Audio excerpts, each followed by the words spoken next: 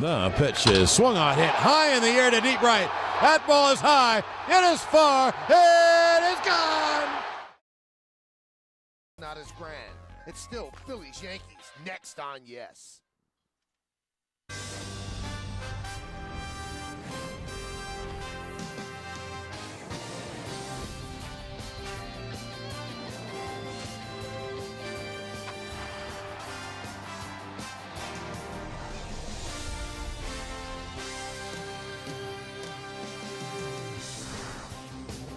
Well, that handshake is not as intense as it was in October, but the stars are here today.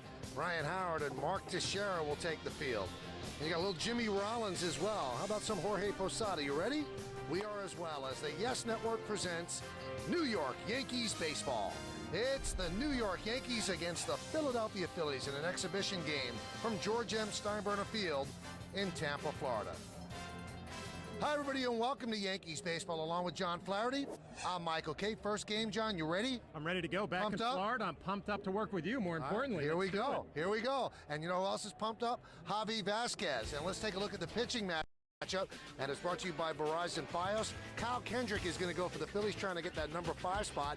3-1 with a 3.42. Javi Vasquez returns to the Yankees 15-10 with a 2.87 ERA, coming off a great year with the Braves. Javier Vasquez enjoyed his time in the National League. A lot of success. You can argue he might have been the second best pitcher in the National League last year. He's got a great repertoire. He's got a changeup, a good curveball that he can change speeds, and he always has that quality fastball. He's going to be an innings eater for the New York Yankees, slotted for the 4th spot in the rotation. And if you took a look at what he did last year with the Braves, not too bad. He had 15 wins, an ERA of 2.87, a lot of innings, and 238 strikeouts. Only Tim Lincecum of the Giants had more, so he was second in the National League. So we could call this one Javi 2.0. This is his first start, and he is ready to roll. He wants this to be better than he was the first time around with the Yankees. This is your first chance to take a look at him in his second go-round. Lineups, first pitch, baseball coming up next on Yes.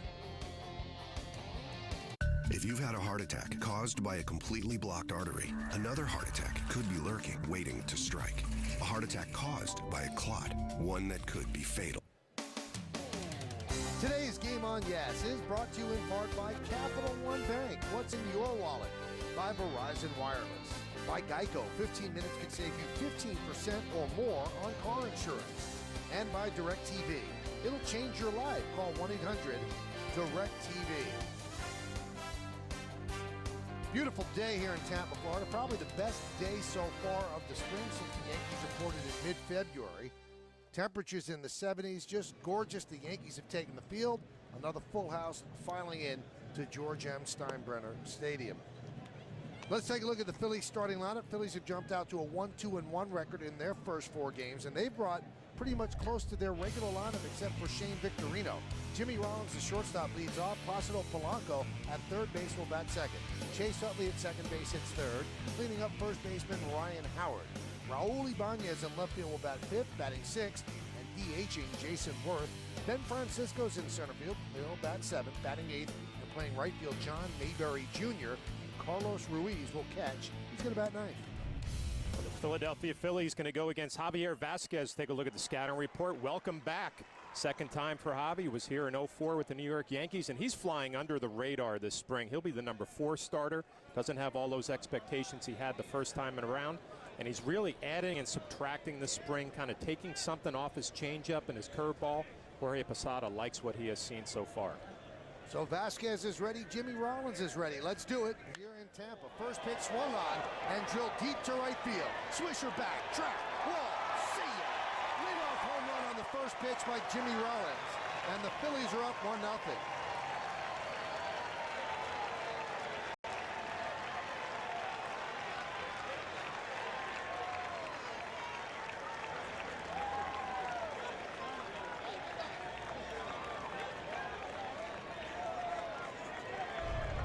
Javi Vasquez comes back, and the first pitch he throws is a New York Yankee in spring training right down Broadway.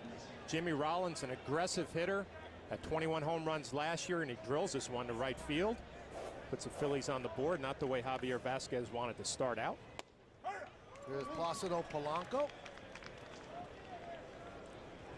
signed as a free agent, replaces the third baseman Pedro Feliz, who left as a free agent.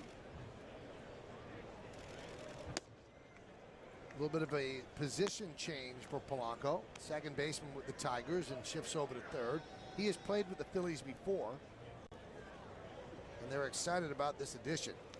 They feel they really better themselves offensively with Polanco over Feliz.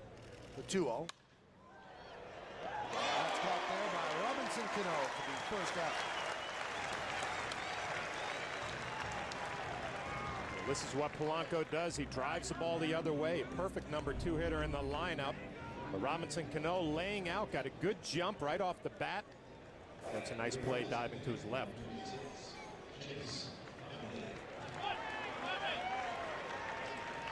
So 1 down after Cano's catch, and that's going to bring up Chase Utley.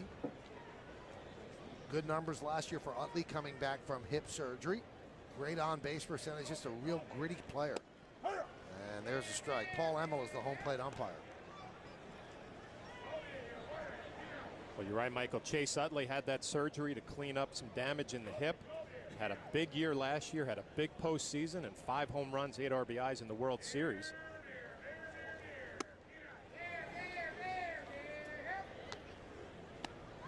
It almost seemed the Yankees won that World Series despite the fact they couldn't get out Utley. Tough left-handed hitter, doesn't give an inch against a left-handed batter. CC Sabathia did some damage against him in that World Series. Breaking ball strike. And a good curveball from Javi Vasquez. You see the numbers for Utley. Pretty impressive across the board. 31 and 93 last year.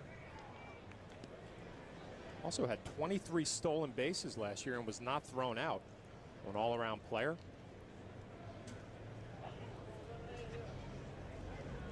The 1-2. Swing and a miss. Off speed, and Utley down on strikes. A real good changeup, and talking to Jorge Posada today.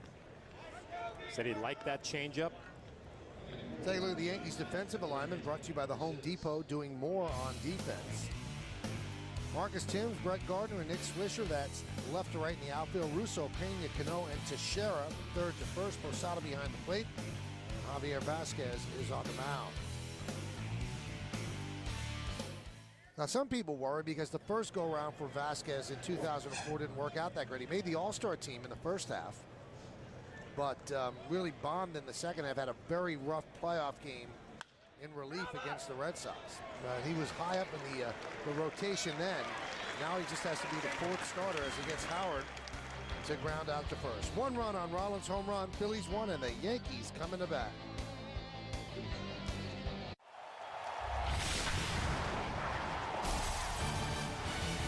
Spring training games on MLB Network are presented by Chevy. Every model is backed by a 5-year, 100,000-mile powertrain limited warranty. Look in the glove box. Suitcase? Huh? Where do gummy bears hide? Under the seat. Look! Yeah! The all-new Chevy Equinox. Guess who? Dad! Enjoy the trip. Okay, Daddy!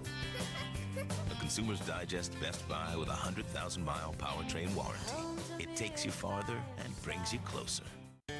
What can you tell me about Shell nitrogen-enriched gasoline? They clean up gunk left by lower quality gasoline. Then they act as a protective barrier that shields and protects engines against performance-robbing gunk. Thanks for the info. Shell nitrogen-enriched gasoline, helping you get the most out of every drop.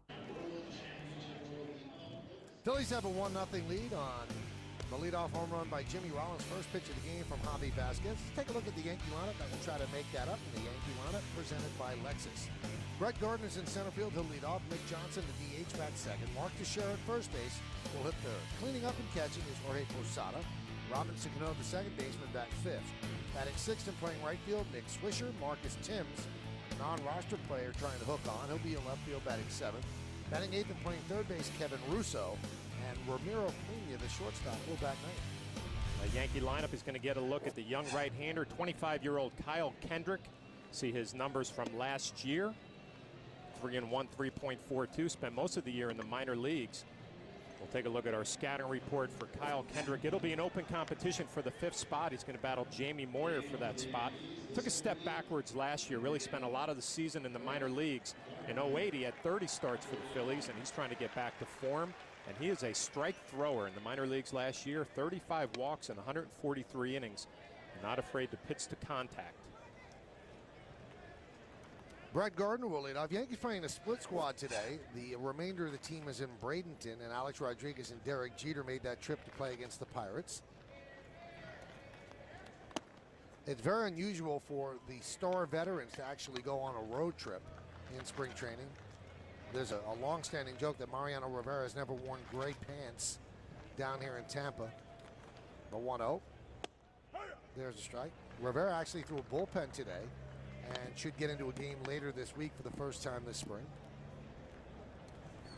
Yankees have lost 4 straight since winning their opener. They're 1-4. And Kendrick deals the 1-1.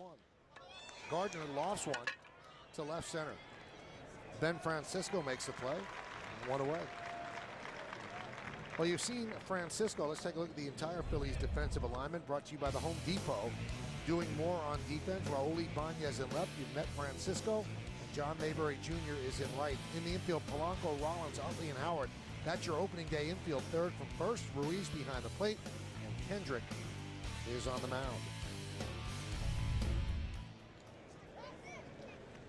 Jimmy Rollins with 3 gold gloves and a leadoff home run today.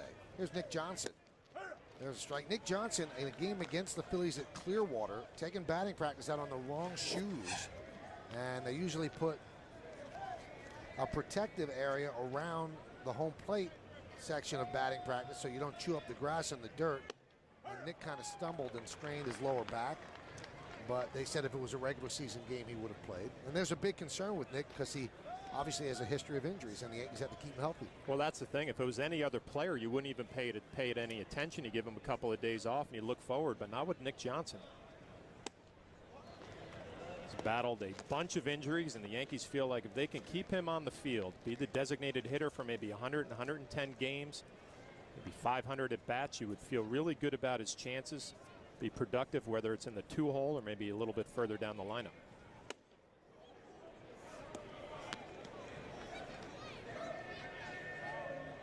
Count levels at 2-2. One thing with Nick Johnson, you're going to get on base. And he had the 2nd highest on base percentage in the National League last year. And number 1 was Albert Pujols. The 2-2. High pop-up. Shallow right center. Francisco will put it away for the 2nd out. Let's look at the game time weather conditions presented by Toyota. In a word, it's gorgeous, and it's not that bad in the Bronx either. 70 degrees in Tampa, and as we said, the best day down here so far. In the Bronx, it's beautiful as well, 57 degrees.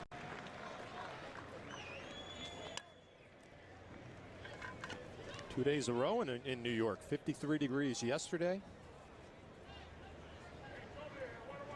Here's Mark Teixeira. There's no shock, though, that the weather here has been dreadful, and then you got here. And you, kind of bring the sunshine with you. Kind of like that. Well, I heard you complaining about the weather a little bit, so I said, you know what, I'm going to take care of my play-by-play man. Thanks, John.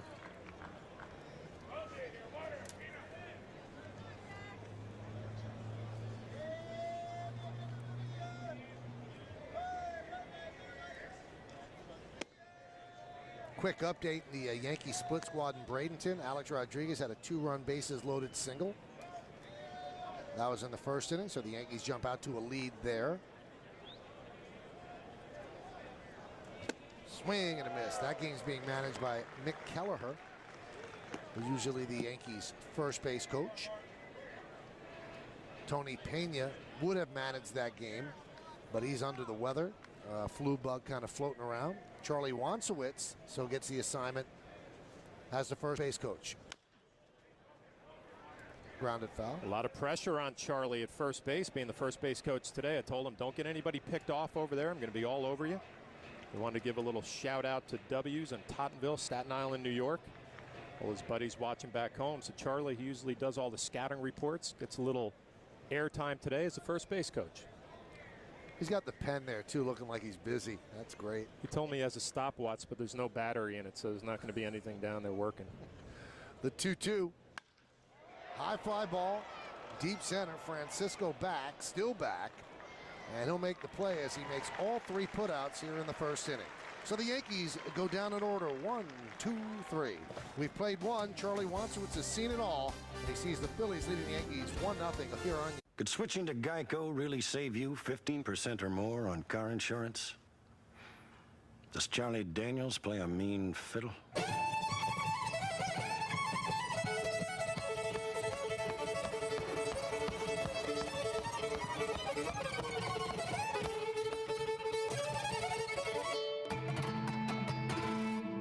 That's how you do it, son.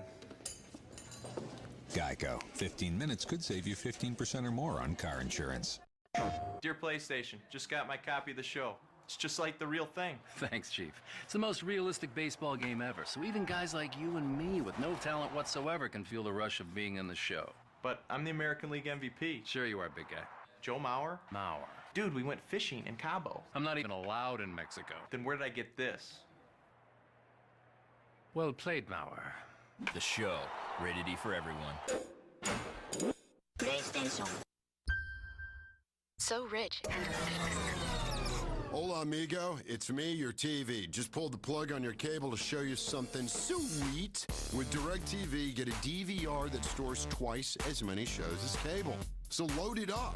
Sports, soaps, absolutely. Reality show marathon, not my thing, but cool. Lots of movies, why not? You got the room. Stop limiting yourself. Give them a call and check out that deal.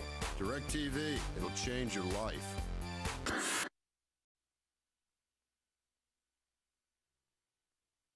The only way I can explain it is that I struggle. I mean, I can't explain it any other way. I mean, that's, you know, I've had some halves before where I struggled and some good halves, and I just struggled that second half. I mean, there's no other way. I can't hide the fact that I struggle. Everybody knows that, but you know, that's why I don't, you know, I've been asked these questions, and you know, I really don't want to like keep talking about the past, because you know, I've already answered that so many times that I want to talk about the present and going forward, what I expect to do this year, you know. Well, that was Javi Vasquez talking about that tough second half he had with the Yankees in 2004. He deals a strike to Raul Ibanez. In the first half, he made the All-Star game, 10-5, 3.56, and then really struggled in the second half, 4-5 with a 6.92 ERA. And in that second half, people will always remember, Yankee fans will remember the colossal collapse against the Red Sox. Yankees had a 3-0 lead and couldn't hold on. And then Vasquez came on in relief in the 7th game, in relief of Kevin Brown, and promptly served up a grand slam to then Red Sox player Johnny Damon. And during the offseason, Javi Vasquez was shipped out of town. Now, in retrospect, John, people talk about he had a bad arm, and that was one of the reasons, and he tried to pitch through it because it was his first year with the Yankees, wanted to take the ball. Sometimes that's not a good idea. Well, you know, just listening to those comments, he never mentioned that his shoulder was maybe a little tender.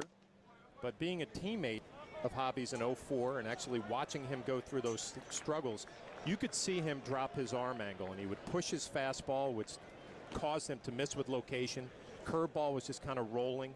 But not once did he ever throw an excuse out there. Not once did he not take the ball. And the question is, as a teammate, I respected that from him. You know, that he wanted the ball every 5th day and was going to go out there and compete even though he wasn't 100%. Now, that being said, I think he's relishing this opportunity to come back and do it again. Coming off a healthy year last year and looking forward to this season. And there's a lot less pressure this time, because when he was acquired the last time, he was penciled in at the top of the rotation, a 1 or a 2 starter. That's how much they thought of him. Great breaking ball, and Ibanez down looking. This time he settles nicely into the number 4 spot in the rotation, and there's not as much pressure there. You take a look at the curveball, little backdoor curveball. Nice catch by Jorge Posada. It's the one thing Jorge said today, that Javi Vasquez can change speeds on the curveball, change speeds on the changeup. Joe Girardi getting his first look. His number 4 starter in a Yankee uniform in game situations. Here's Jason Worth. And there's a strike. Vasquez dominated in the National League last year. We showed you the numbers at the start.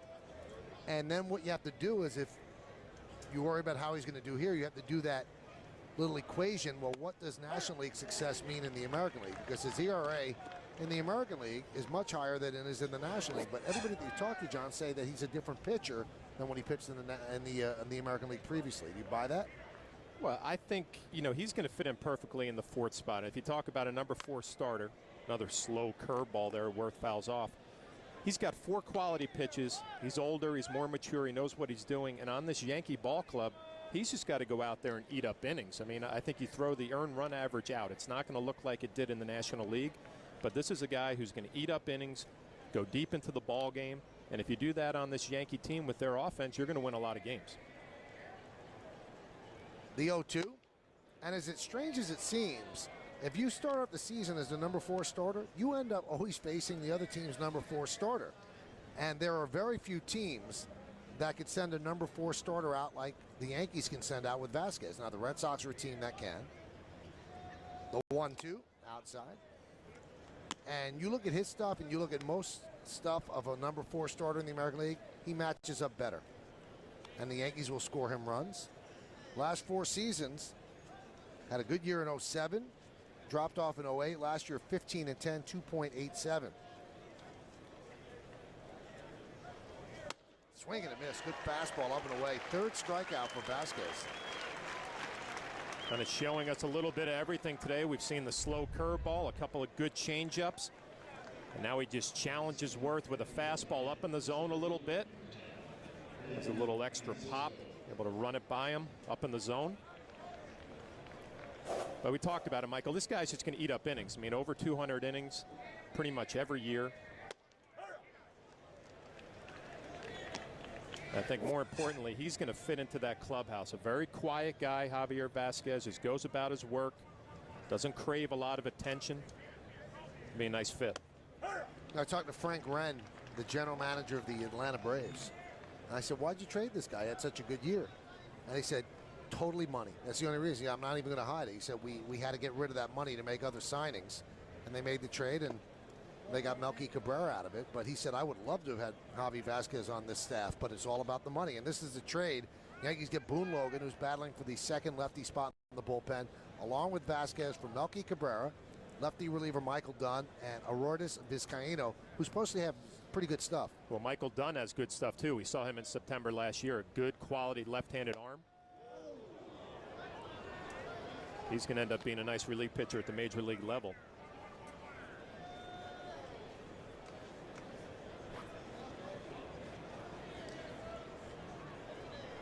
Count 2-2 on Ben Francisco.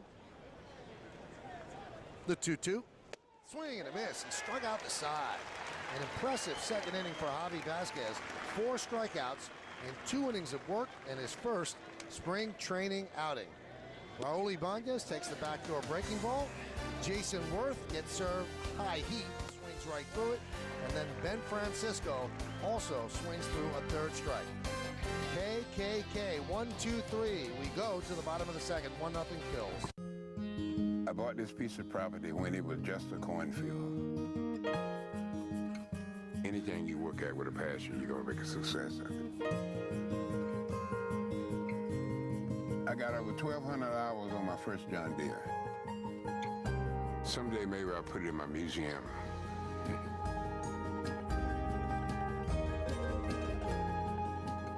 Deere season is going on now. Visit your local John Deere. If your mortgage interest rate is higher than 4.99%, right now is a great time to call Quicken Loans. At Quicken Loans, we're obsessed with finding a better way for you to get a home loan. Right now, we've got great offers like this. The rate on a 30-year fixed-rate mortgage is near 4.99%, APR 5.034%. Many experts, including economists with the federal government, believe that these historically low rates will continue to rise. And that means the time to lock in at today's low rates is now. The good news is that it's not too late to refinance with Quicken Loans. Take advantage of a historically low rate of around 4.99% and pay less each month on a new 30-year fixed-rate mortgage. But you've got to call Quicken Loans right away. We can help you make the most of today's opportunities. And that's why I love being a home loan expert.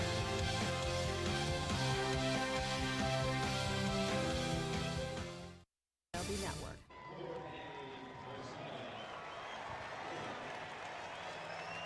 Beautiful day here at Steinbrenner Field in Tampa, Florida. Big crowd. Yankees trail 1-0. Jim Rollins hit the first pitch of the game over the right field wall, but Javi Vasquez settled down after that. 4 strikeouts in recording 6 outs. Here is Jorge Posada against Kyle Kendrick. And the pitch to Posada. Grounded sharply to Ryan Howard. He'll take it himself, and there's one away. Let's look at the American Airlines upcoming schedule. Tomorrow, it's the Pirates here at Legends Field, a 1 o'clock start. Then Thursday against the Braves, also at Legends Field, 7 o'clock, our first night game. Then back on May 9 on Saturday against the Orioles, a 1 o'clock start. And then March 18th against Tampa Bay, back on, yes, a 7 o'clock start. Bob Lorenz will be in the booth tomorrow, making his way up from the East Coast. That's the big buzz around town, that Lorenz is in town. I heard the fans talking about it when we were down on the field. A lot of local establishments also readying themselves. Girding for the Bob Lorenz appearance. Girding? Girding.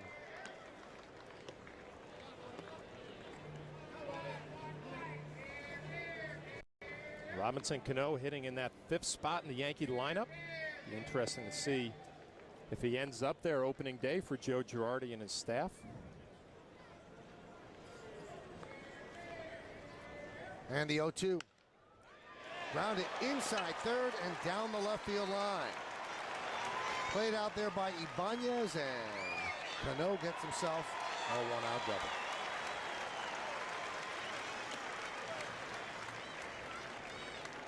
Nothing new for Robinson Cano. The ability to go the other way with 2 strikes, let that ball travel and get deep. Stays inside and just shoots it down the line. That's why he hits .320, developing the power, 20-plus home runs last year.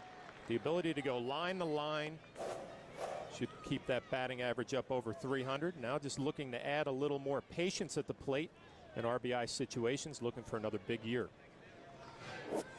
Here's Nick Swisher. 29 home runs last year. Only 8 of them in Yankee Stadium. Doesn't quite make sense, but he was good on the road. That one has popped up. Shallow right center. 3 Phillies converge, and a nice diving play by Francisco to save an Alphonse Gaston bloop single. So Chase Utley going out. Ben Francisco coming in. You see a lot of these plays in spring training, the high sky, tough to pick up the baseball, a little bit of wind mixed in. Nice athletic play. There's that high sky, always tough in spring training. Track those fly balls.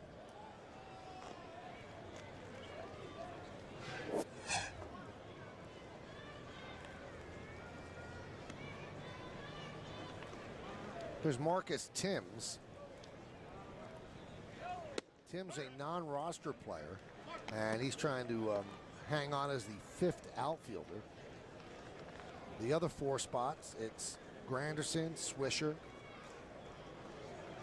Randy Wynn, and Gardner. And I would think that this spot is a battle between Marcus Timms and Jamie Hoffman, who's a Rule 5 player. And if Hoffman doesn't make the 25-man roster, the Yankees have to offer him back to the Dodgers. But Timms can really hit left-handers.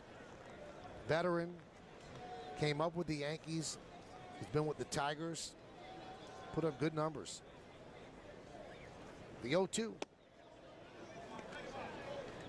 Well, all the new additions that the Yankees brought into their clubhouse, Timms, Randy Wynn, Javier Vasquez, Curtis Granderson, they all have reputations of being quality clubhouse guys, good teammates, and Marcus, one of the best teammates you ever want to be around. And like you said, he really wears out left-handed pitching. See if it works out for him at the end of spring training. Popped up and out of play. Seems like more of a commitment from the Yankee organization, kind of to bring good guys in the clubhouse that really fit chemistry of the team.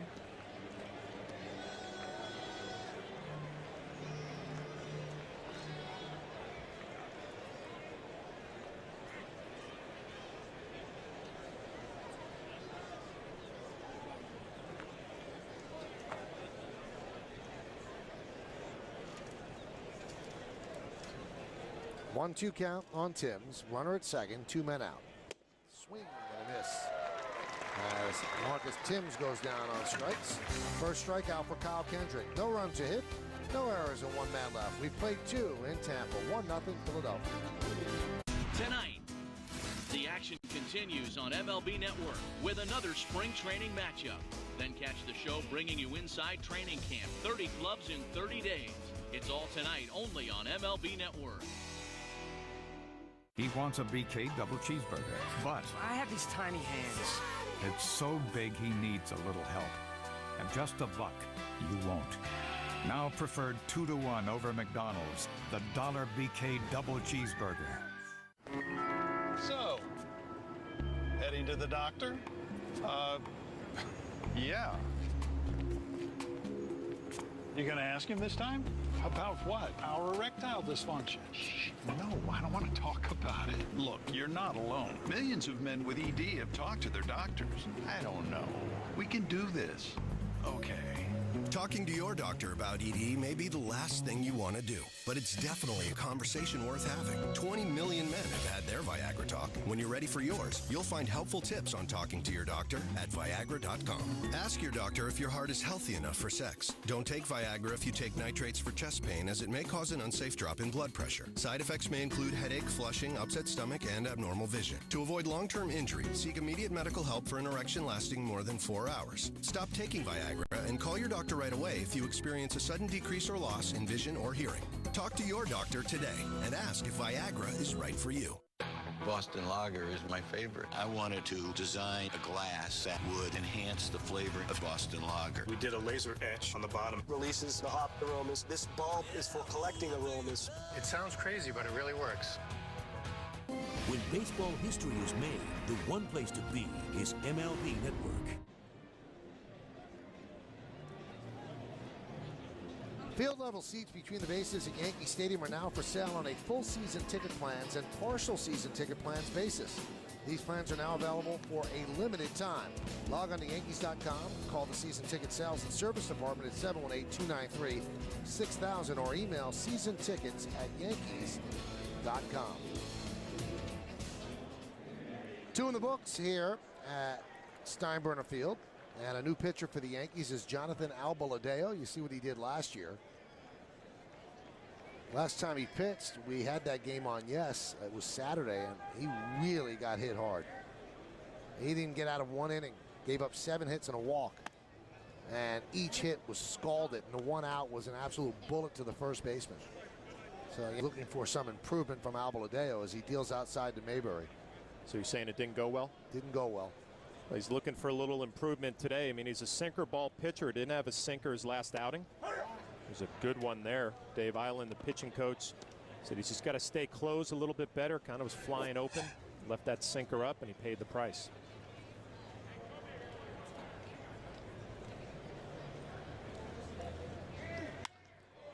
Drill to left field and deep. Going back Timms, and he'll make the play for the first out.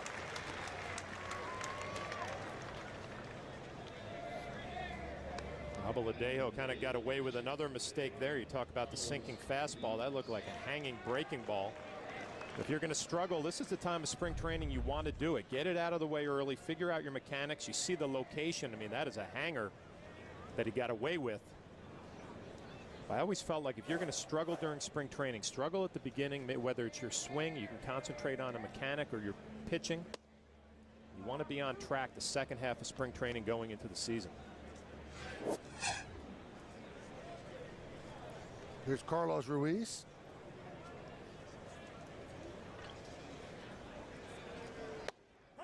And there's the strike. Phillies looking to become the first National League team to go to 3 straight World Series since the Cardinals in 1942 to 44. Those were war years, so it's amazing what they've done in a parity-laden league. But Charlie Manuel's led them to a World Series championship and then last year a National League championship, so trying to make it 3 in a row. Well, they have all the pieces together. I mean, they got a quality rotation. Obviously, Halladay coming over from the Blue Jays. Brad Lidge is really going to be another question mark. How does he come back from the surgeries that he had this offseason? Ground ball is short. Ramiro Pena. 2 away. Charlie Manuel's done some job with the Phillies. This is his 6th season in Philadelphia. He's .447 and .363, and that's the best record of any manager in the National League.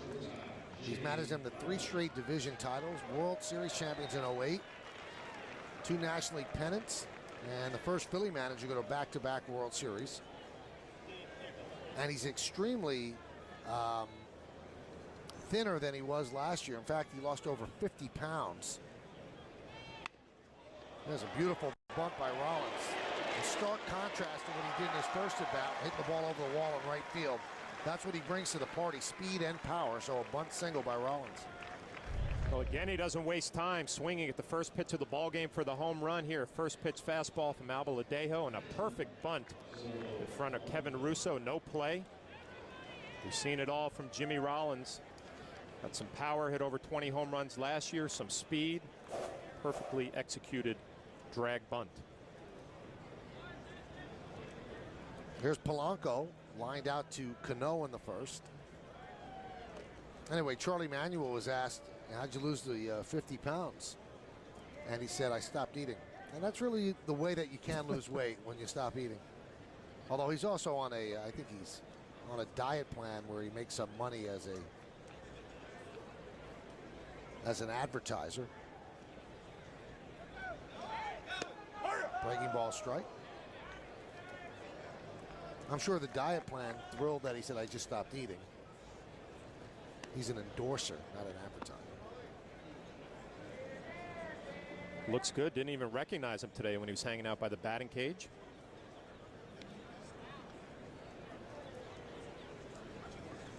Be a fun combination to watch here. Polanco and Jimmy Rollins at first base.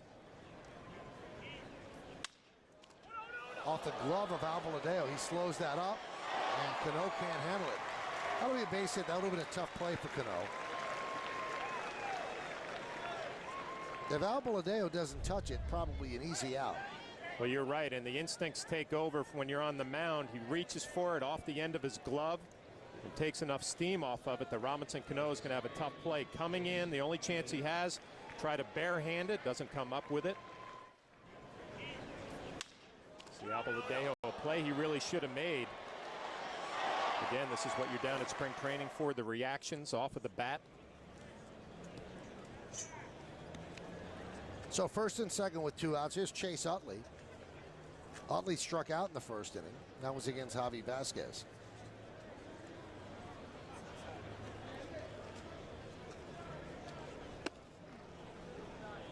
And the pitch high. Yankees will have 12 pitching spots, 5 starters, 7 in the bullpen. And if you do the math, the numbers that are out there, in all likelihood, Albaladejo is not going to make the team out of spring training, but he's got to show them that if somebody goes down or there's ineffectiveness, that he's the guy that they go to. And it all, is all broken down by if Jabba or Phil Hughes makes the rotation. If they don't, then they're both in the bullpen. And then there's very little chance. Now, if one of those two makes it, and let's say they don't think that Chad Godin or Sergio Mitre translates to the bullpen, maybe that does open up a spot.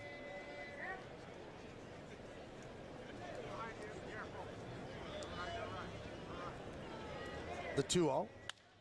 Hit sharply and through for a base hit. Jimmy Rollins will round third. Here's the throw from Swisher. Here's the play at the plate. He's in there. As Polanco moves to third. So an RBI single for Utley, and the Phillies lead 2-0. Now let's see what happened. The Yankees are jogging off the field. I don't know why. I think they're saying that Utley, the ball hit Polanco as he was running the bases. So the play at home plate, it's already a dead ball. So Polanco was at first. The ball was hit through the right side, probably clipped him on the way by. So let's take a look. He must have just gotten a piece of him. And automatically he is out, and that is the third out of the inning. Davey Lopes talking over with Marty Foster, the first base umpire, and the score stays 1-0 Philadelphia. So for the Phillies, no runs and 2 hits with 2 men left.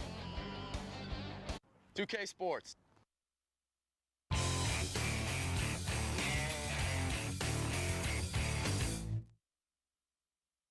When you come into the game and you face guys like Evan Longoria, you have to be pretty particular with your location. You can't miss in.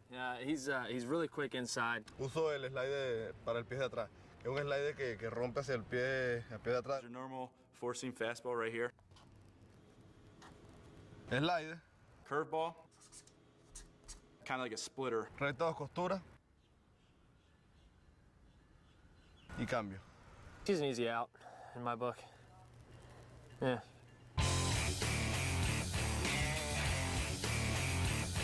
In Major League Baseball 2K10, it's all about the pitchers versus the hitters. Get ready to battle.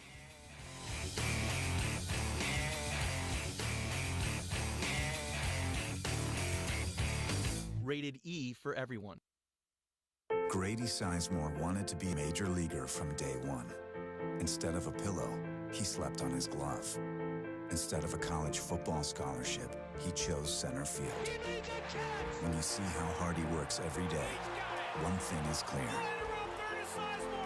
This boy with a dream has become a man on a mission. This is beyond determination. This is beyond baseball.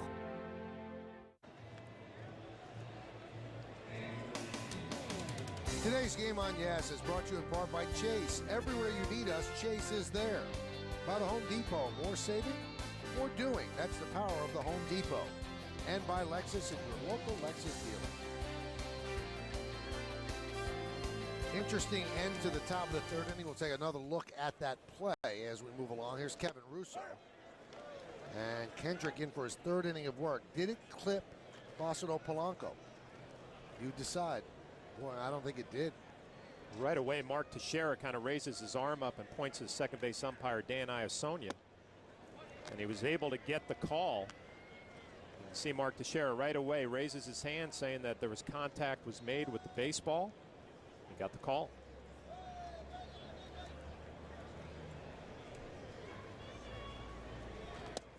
Now, for those new to the game, that is a base hit, though, for Utley. He does not get penalized.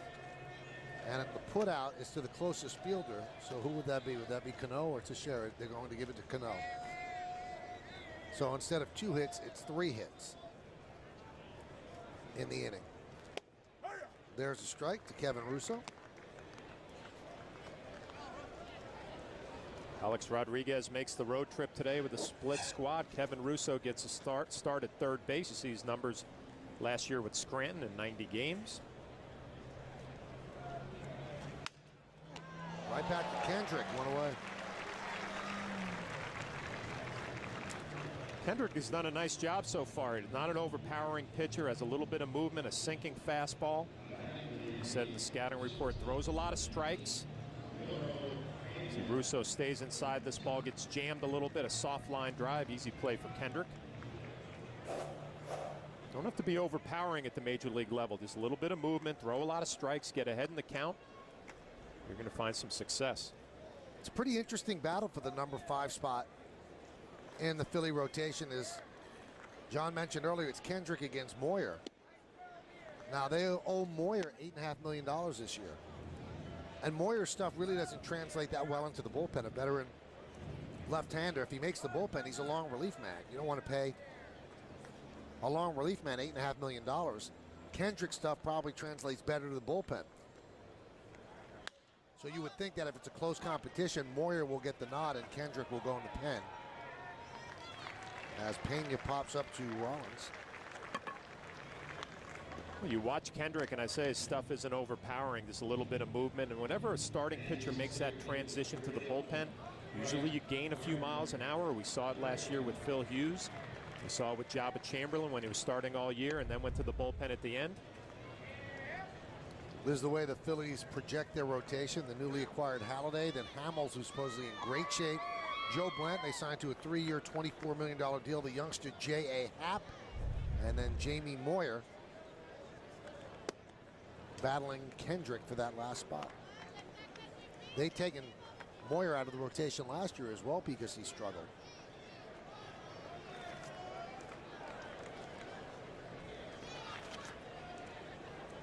And the 1-0. A bunt. Fielded by Kendrick. And they get Gardner for the final out of a 1-2-3 inning. So an impressive 3 innings for Kyle Kendrick here at Steinbrenner Field. We go to the 4th. I like the crab cakes and throw in chowder, salmon, and shrimp, all for around $10. No! No other place can match Golden Corral's Great American Seafood Tour. It's Hawaiian coconut shrimp, Maryland-style crab cakes, and more. And it's all for around $10. Only at Golden Corral.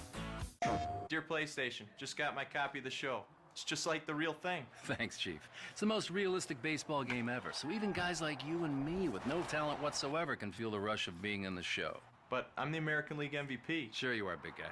Joe Mauer? Mauer. Dude, we went fishing in Cabo. I'm not even allowed in Mexico. Then where did I get this? Well played, Mauer.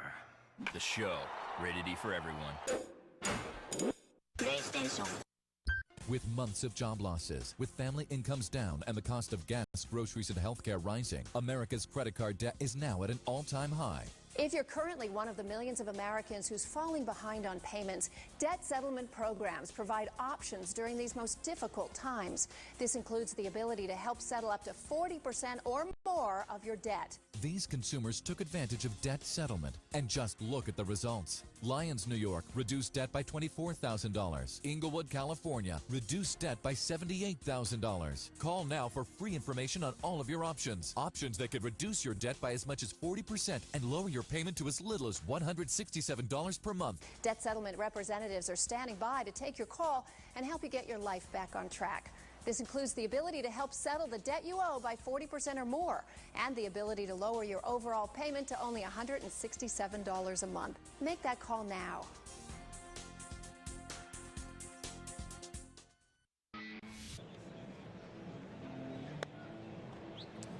Thursday night on Yes, Hall of Fame wide receiver Lynn Swann sits down for an all-new GMC Presents Center Stage with Michael Kay.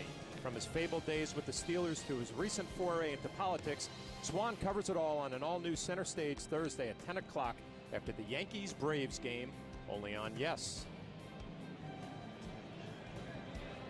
That's a pretty good battery right there, John. Yogi Berra and Ron Guidry. Yogi's at all the games. Gets here early. He doesn't take the long road trips, though. You ask him if he's going to Fort Myers, he goes, no. I think he's earned that right. Well, that was one of the treats for the players here in spring training, though, kind of getting to share some stories. Ron Guidry, it was always fun for me to talk about Thurman Munson and some of those great games that they played together. Audi scoreboard has the Phillies up 1-0. New Yankee pitcher is David Robertson, and he's going to deal to Ryan Howard. Howard, Ibanez, and Worth here in the 4th. Yankees have the shift on for Howard. 3 infielders on the right side. Robertson had a good first season with the Yankees. Got some big outs in the postseason as well.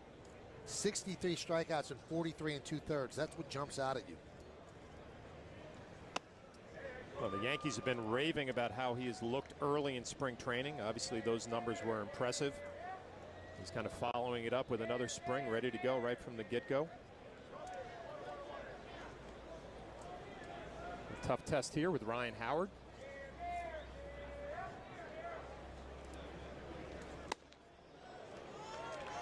See, that's, I don't know how to explain that, John. You could better explain it. 91, but he overpowers people. Why is that? It looks harder than the gun actually reads, and I think a lot has to do with his delivery. It's nice and smooth. It's not like he's putting a lot of effort into it, and the ball just jumps out of his hand. The hitters will tell you how good your fastball is.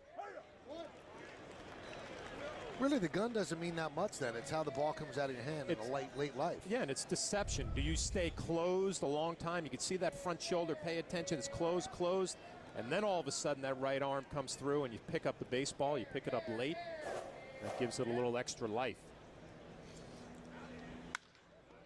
Ground ball and past the diving shortstop, past Cano, and a base hit for Howard. So he defies the shift and picks up a leadoff single.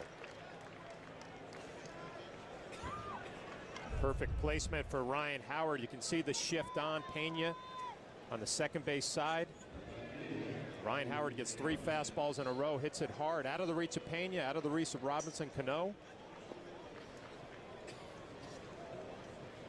Could not have rolled that any better. Well, you talk about fastballs, Michael, it doesn't matter how good it is. 3 in a row to a guy like Ryan Howard, he's going to put a good swing on it. Raul Ibanez takes a strike. Good first year with the Phillies, 34 homers and 93 ribbies, signed as a free agent, veteran, and really found his way in baseball late in his baseball life. Wasn't much of a player until his 30s. That could be a double play. Pena to Cano. On to first, it's a double play.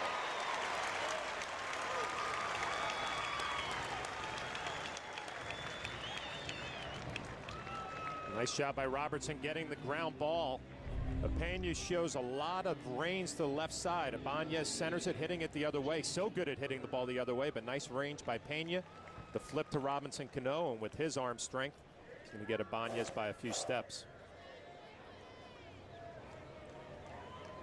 Now Robertson will face Jason Worth. Phillies have a little bit of a issue with Worth because he can be a free agent at the end of this year, and they have a lot of money guaranteed through the next 3-4 years, and Worth might be looking maybe at Jason Bay sort of money. And he is one of 2 outfielders that will be highly coveted in the free agent market next year, Jason Worth and Carl Crawford of the Rays. That's a tough call for a player, though. He's in a perfect ballpark where he can hit home runs and drive in runs. He's on a great team, but he obviously wants to get his due. Yeah, a guy who's battled some injuries early on in his career and really has found a nice home in Philadelphia. But you get to that free agent status, Michael. I mean, you gotta pay attention to the offers that are out there. See what kind of dollars you might command on the open market. But you're right, it's a perfect ballpark. They let you grow your facial hair, obviously. It fits very nicely into that lineup in the right field. Yeah, you change uniforms, you got to change face. That beard couldn't be on the other side. Chano Park was on the Phillies last year. Now he's on the Yankees. Last year he had a goatee. This year he doesn't. So different teams, different rules.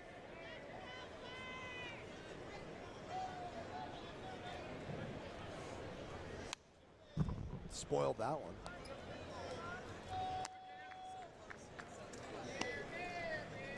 Fun watching a guy like David Robertson last year, kind of gained all that confidence at the major league level, proved to himself that he can get big leaguers out.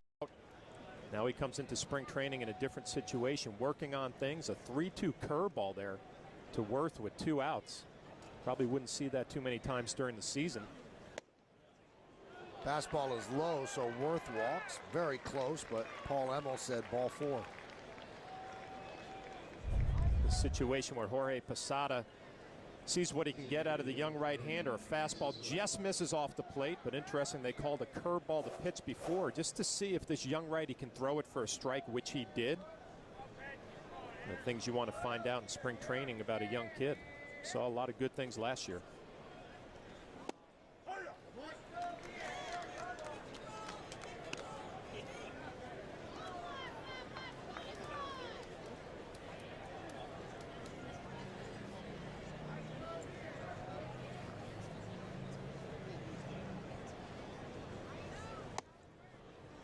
Pitch out, nothing doing.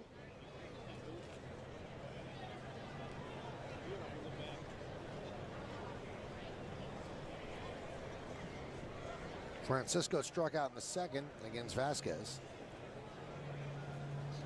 The 1-1.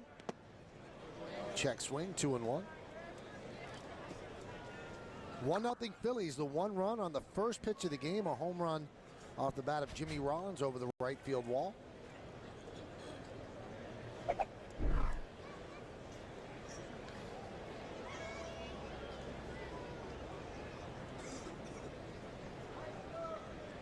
Two-one pitch. There's that breaking ball, 2-2.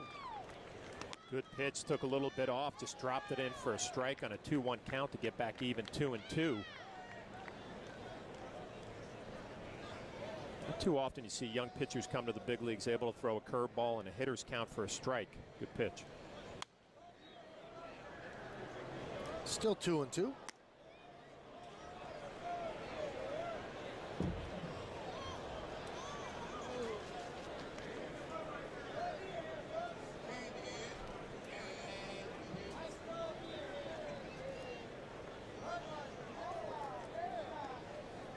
Two balls, two strikes, two outs. Fouled away.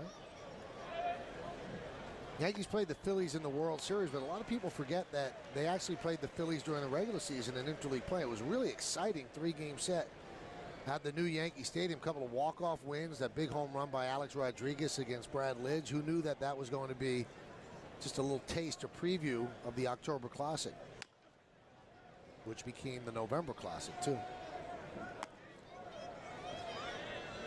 Now go all the way back and look at him in May on the right and today. Now he still had, that Miami Vice kind of shadow going, but I don't think he's shaved since then. Or cut his hair.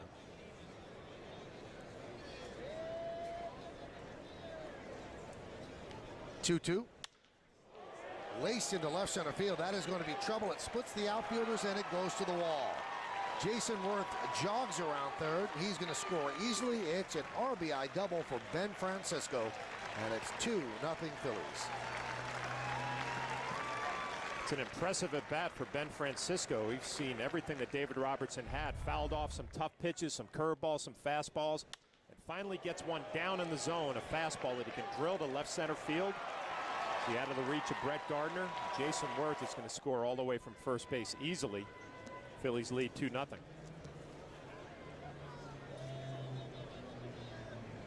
One of those at-bats, sometimes you just have to give credit to the hitter. Did a nice job fouling off tough pitches until he got a mistake. Here's John Mayberry Jr. Fly ball to left. That was in the third, so he's 0 for 1. His dad, a former Yankee nemesis in the 70s. John Mayberry was the first baseman for the Kansas City Royals, and they always seem to meet the Yankees in the playoffs.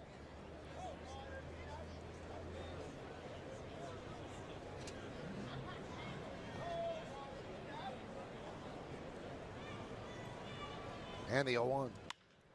Rocketed to left field. That is a base hit in front of Timms. Scoring easily is Francisco. It's an RBI single for John Mayberry Jr. And it's 3-0 Phillies. David Robertson looked so good early in the inning, maybe getting a little fatigued. Another hanging curveball up in the zone. Mayberry does a nice job getting on top and lining it to left field. See, up in the zone, good swing using his right hand to get on top of the baseball and drive it to left field. Dave Island, the pitching coach, coming out having a little conversation, trying to settle down his young right-hander.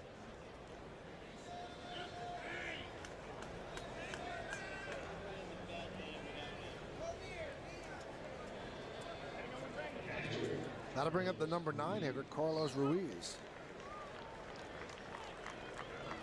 You know, Michael, you mentioned that series the Phillies came to Yankee Stadium, the exciting series during the year, interleague. Ruiz was the guy that really jumped out for me. Had a real good series against the Yankees. Kind of does all the little things for a winning ball club.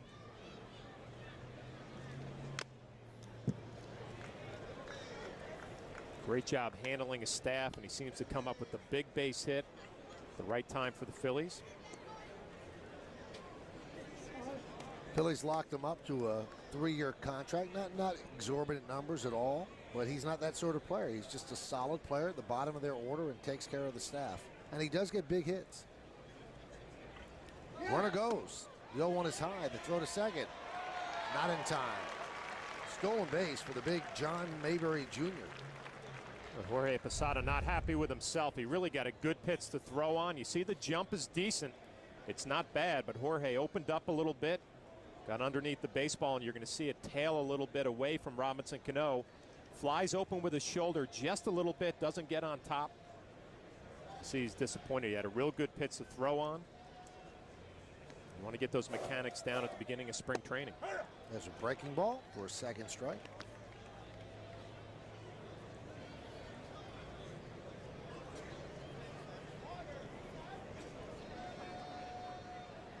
I think 110 games for Jorge this year behind the plate. That's what they'd like, 110 to 120.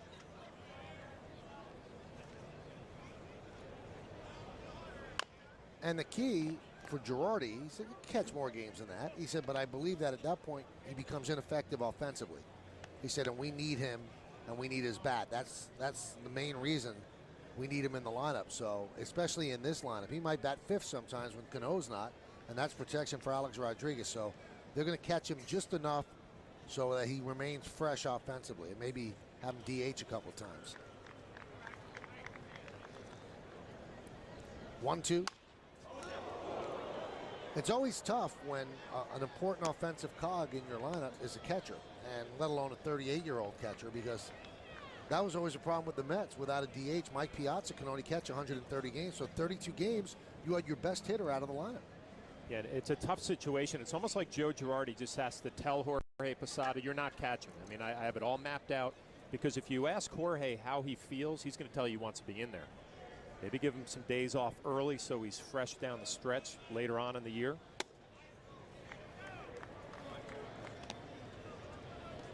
But it's certainly not a situation where Joe Girardi can ask Jorge how he feels, because he's always going to tell him he's ready to go. Wants to play every day.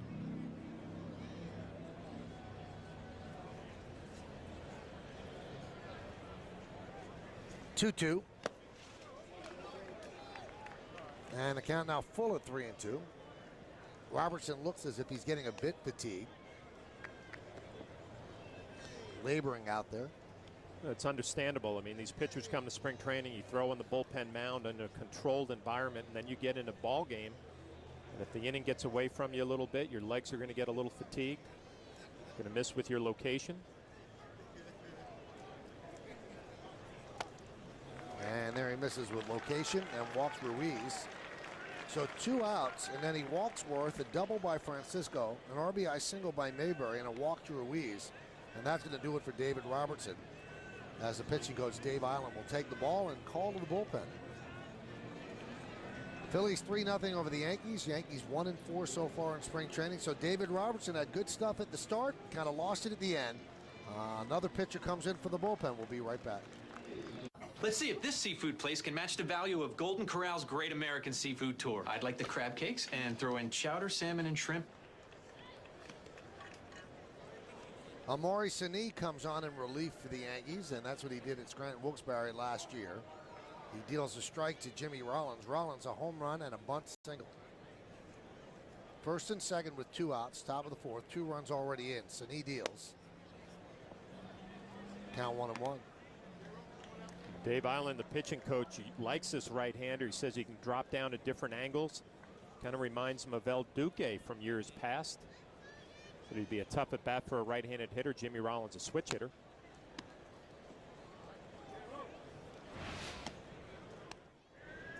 Jimmy Rollins was tough for Javi Vasquez in the first inning. First pitch in his second try as a Yankee.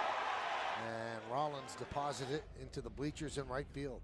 So it was 1-0 before people sat down.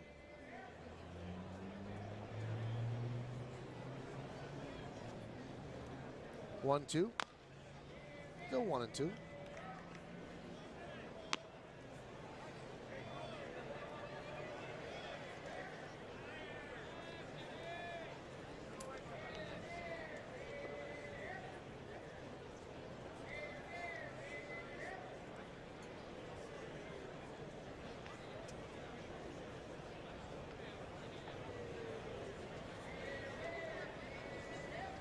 And the 1-2. Ripped. Foul. Jimmy Rollins in mid-season form. You got a fastball inside. It was quick enough to pull it down the line. Just foul.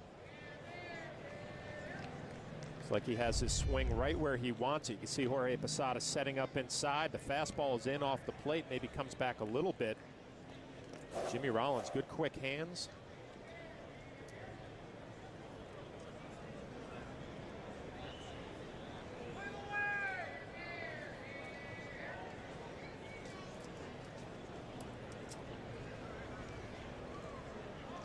And the 1-2. Swing and a miss, pitch in the dirt. Rollins strikes out, and that will do it as Cini comes on to get out of trouble. But 2 runs on 3 hits, no errors, and 2 men left on base. We go to the bottom of the 4th inning, 3-0 Phillies. They're getting ready for a new season, and so are we. 30 clubs in 30 days hits the road and heads to Orioles camp.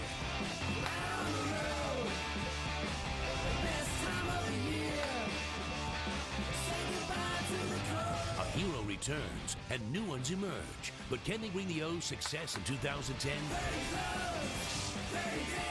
Premieres tonight, 5 Eastern, 2 Pacific on MLB Network. Presented by DirecTV. Well, hey, glad I caught you.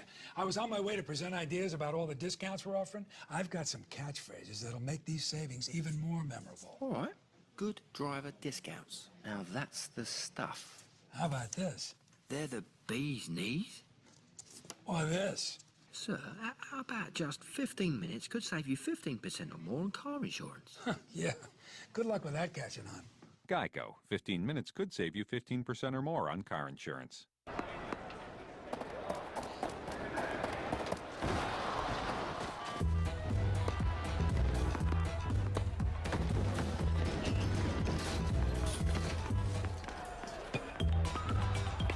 If you think about it, this is a lot like most job search sites. They let everyone in, so the best people can't stand out. Join theladders.com, the premium job site for only 100K plus jobs and only 100K plus talent.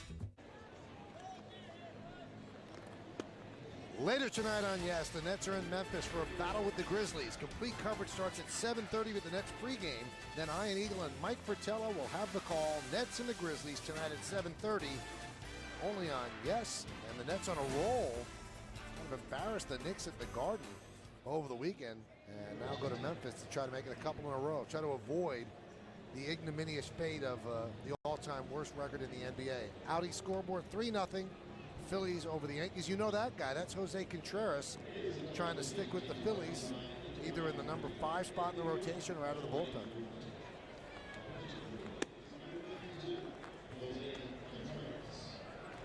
Contreras started his career with the Yankees. Never really lived up to what they thought. Bounced around, actually won a world championship with the White Sox. You see what he did splitting time with the White Sox and the Rockies. 6-13, 4.92. Well, he was a different pitcher when he went over to the White Sox after he left the Yankees. He actually dropped down a little bit more, had some different arm angles. That gave him some running movement on his fastball, and he had some success with the White Sox. There's Nick Johnson.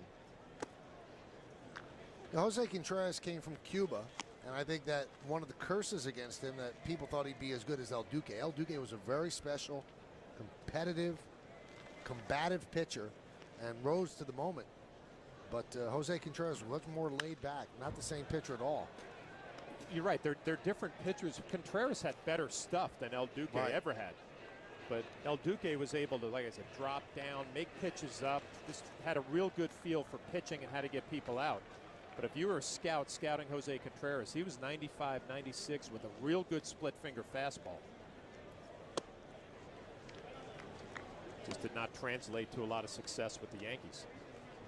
He was so highly coveted that when he was ready to sign, the Yankees and the Red Sox descended upon the island where he was. And the Red Sox bought out every single hotel room where he was staying.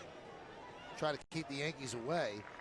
And I don't know if it's urban legend or not, but when the Yankees ended up signing him, Theo Epstein took a chair and threw it through a window. He was so upset that they didn't get Contreras. And it was that signing that gave the Yankees the nickname the Evil Empire, which was said by a Red Sox executive, Larry Lucchino, about them in kind of a derogatory way. Now it's become almost a badge of honor. And they actually have shirts that are sold that says Evil Empire. And the Evil Empire won its 27th championship last year. But that's where it came from, the signing of Jose Contreras. There it is, Evil Empire.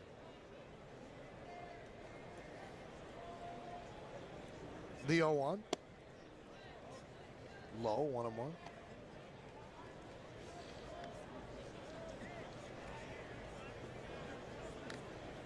Shift is on for Teixeira. Teixeira wins a championship his first year with the Yankees. Nice way to break in. And he had lunch with Alex Rodriguez early in spring training, and they said, you know what, we have to do it again. It was so great. And that's why complacency is not an issue this year. I mean, you've got the core four who expect to win every single year, and then the new guys enjoyed it so much, like CC Sabathia, that they're not going to sit back and rest on their laurels. You looked at those numbers for Mark Teixeira, too, and after the terrible April that he had. Grounded right into the teeth of the shift. Utley, 1 out, 2 away. Really started off slow and never bothered him. He's kind of going up there, working his at-bats. Alex Rodriguez comes back, gives him a little protection in the lineup. Had a big year. How much of that bad start do you think was because Alex was out the 28 games with the hip? Or how much was the fact that he always starts off slowly? He's a slow starter traditionally, but remembering back to April, he was working underneath a lot of pitches where he was getting pitches to hit and drive, and he was collapsing on his backside just a little bit. So I think the combination of Alex coming back. Single by Posada.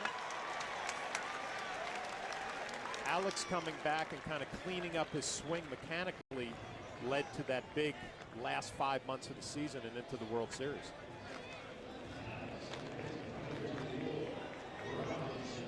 See Posada there, we mentioned, he's closing in on 40, and you think it's changed with catchers? Because they say that once you're 36, it's all downhill, but Jorge Posada had a pretty good year coming back from major shoulder surgery last year. He's got another year after this left on his contract. You think he could catch through this deal? Oh, of course. With the way he keeps himself in shape, and you remember this time last year was a big question mark on whether he would be able to catch opening day because his shoulder was an issue. Well, now you look back a year later, we didn't even talk about his arm last year. He proved in spring training he was healthy. But I felt, Michael, when I turned 35 years old, it really took a lot out of me.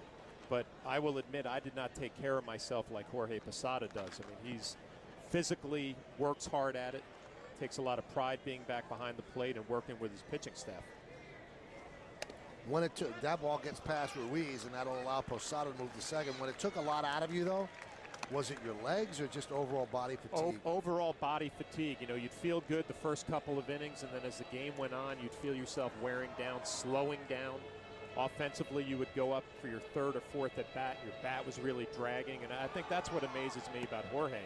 I mean, the ability to catch every day or 110, 20, 30 games, but still be able to be that productive at the plate. Takes a special person to want to keep doing that and work as hard as he does.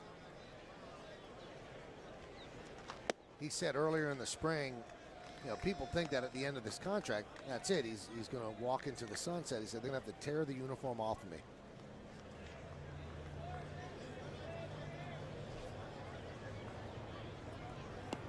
Hey, it's hard to give it up. It's a great life.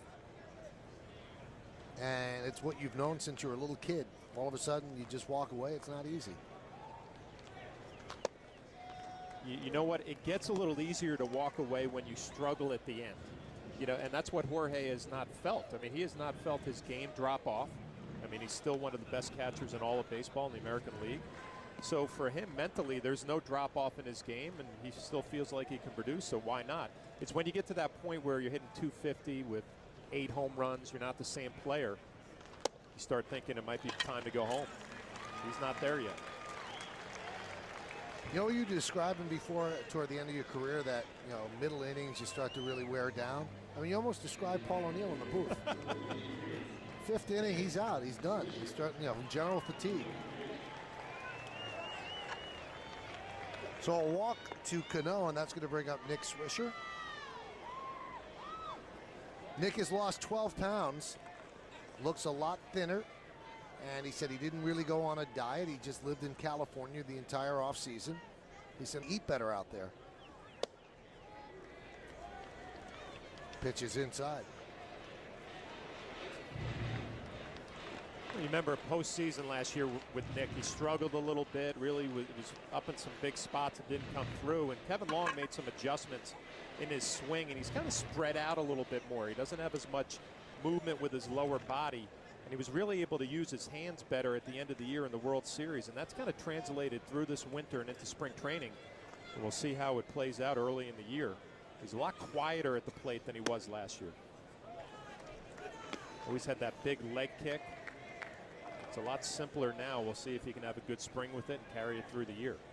And if you remember how Teixeira struggled at the beginning of the year, Nick Swisher carried the team at the beginning of the season. He came out of the gate on fire, hitting home runs, and really was hitting around 400 after 3 weeks. And that kept the Yankees afloat without Alex Rodriguez and with Mark Teixeira trying to find his way.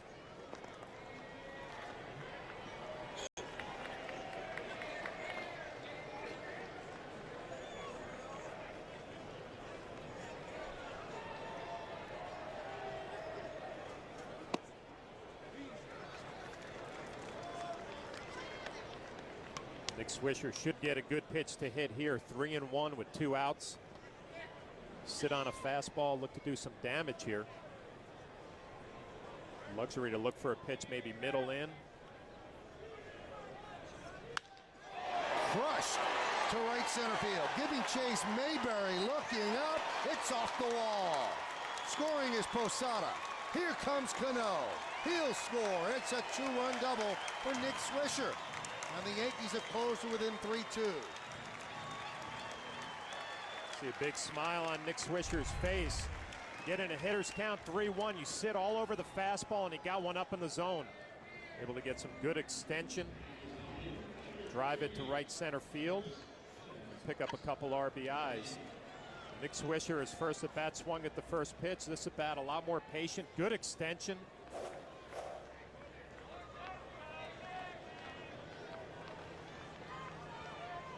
And that'll bring up Marcus Timms. There's a strike. So now it's 3-2 Phillies. We're in the bottom of the 4th inning. Remember, coming up in the top of the 5th, we get a chance to talk to Joe Girardi during the inning. Ask him about Javi Vasquez's performance. Chop foul.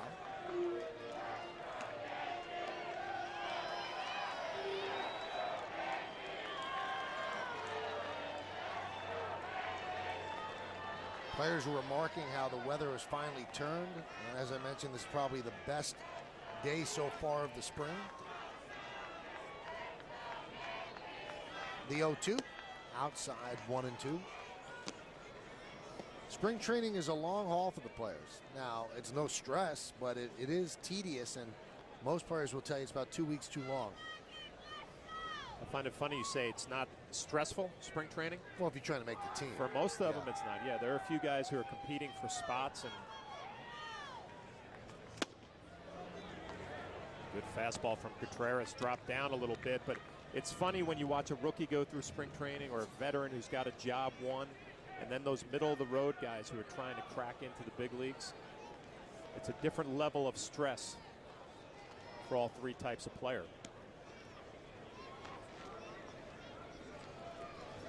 Swing and a miss. And Marcus Timms strikes out for the 2nd time today. But the Yankees get 2 on the board, 2 hits. No errors, 1 man left. Joe Girardi's coming up next. Come on, kiddo, let's go. Hold on a second. Come on up here. Your brother's sick. Wow. Did I ever tell you what it was like growing up with 4 sisters? That sounds fun. Yeah, fun for them. Chevy Traverse, a Consumer's Digest Best Buy with a 100,000-mile powertrain warranty. It seats 8 comfortably. Not that it always has to. Like the crab cakes and throw in chowder, salmon, and shrimp, all for around $10. No!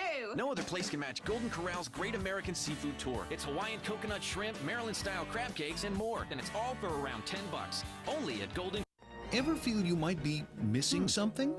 Like, oh, say, hundreds of dollars in tax savings?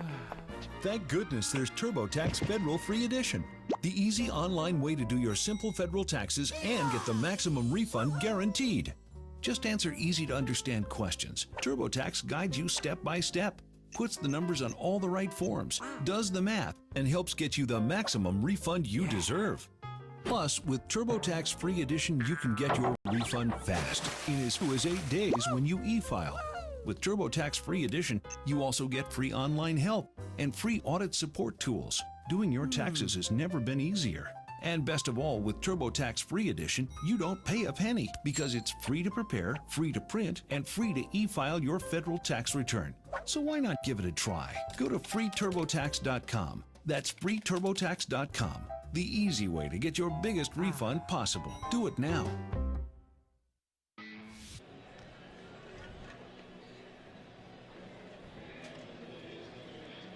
About 9:30 this morning, Alex Rodriguez said which bus he found out, and Derek Jeter found out which bus he goes on, and they headed to Bradenton. And right now in the bottom of the 5th inning, it's 3-0 the Yankees over the Pirates. Bus 2 has some pretty precious cargo there, and we will talk to Joe Girardi as we move along here in the top of the 5th inning. The Phillies lead 3-2, and Amari Sinise still in there against Polanco. Joe, now you know how the rest of the world feels. Alex Rodriguez and Derek Jeter aren't on your team today. Yeah, it's kind of strange not seeing them here in the lineup today, but pretty much all the guys that are playing today went to Fort Myers yesterday. So Fort Myers or Bradenton, I think they'd sign up for that Bradenton trip. Now, how do you decide who's going to make the trip? Is it totally on seniority? No, I mean, we try to be fair, where, you know, our veteran guys aren't going to make nearly as many trips, but when you look around our club, everyone's got 5 years or above. I mean, we have veterans everywhere, but a lot of the young kids go, and you know, they're going to have to play on some road trips, and we try to do the shorter ones for them. Let's talk about Javi Vasquez. He gave up the home run on the first pitch and then really looked pretty good. Yeah, he threw a really good changeup to Utley to strike him out, and Utley's a tough guy to strike out, and I thought he threw the ball exceptionally well, and you know, he threw some curveballs that were good today as well, and you know, he's a guy that's going to come right at you, and I like that, and I think that's why he's able to go deep in games. You know, Joe, it looked like Javi was able to throw a couple of different curveballs and changeups, really changing speeds on the off-speed pitches. That's a lot different than the last time he was here in New York in =04. Yeah, I think he has learned how to pitch more and more as time has went on, and he had an exceptional year last year. You look at his numbers, and they're tremendous. And you know, like anything else, you know, the more you go about your trade, the more tricks you're going to learn, and you're going to learn how to pitch more, and he knows how to pitch, and he's got movement on his fastball, and we really like his stuff. Chase Utley goes up the middle for a base hit. Joe, do you sense an added determination in Vasquez because it didn't end well last time here? Yeah, I mean, I think he's really determined, and I think he's, you know, really wants to get that ring, just like a lot of our players got last year. And I love his demeanor, I love his attitude, I love his work ethic, and I love his stuff. So I mean, I think he's really, you know, wants to get that ring, and you're going to see him work extremely hard.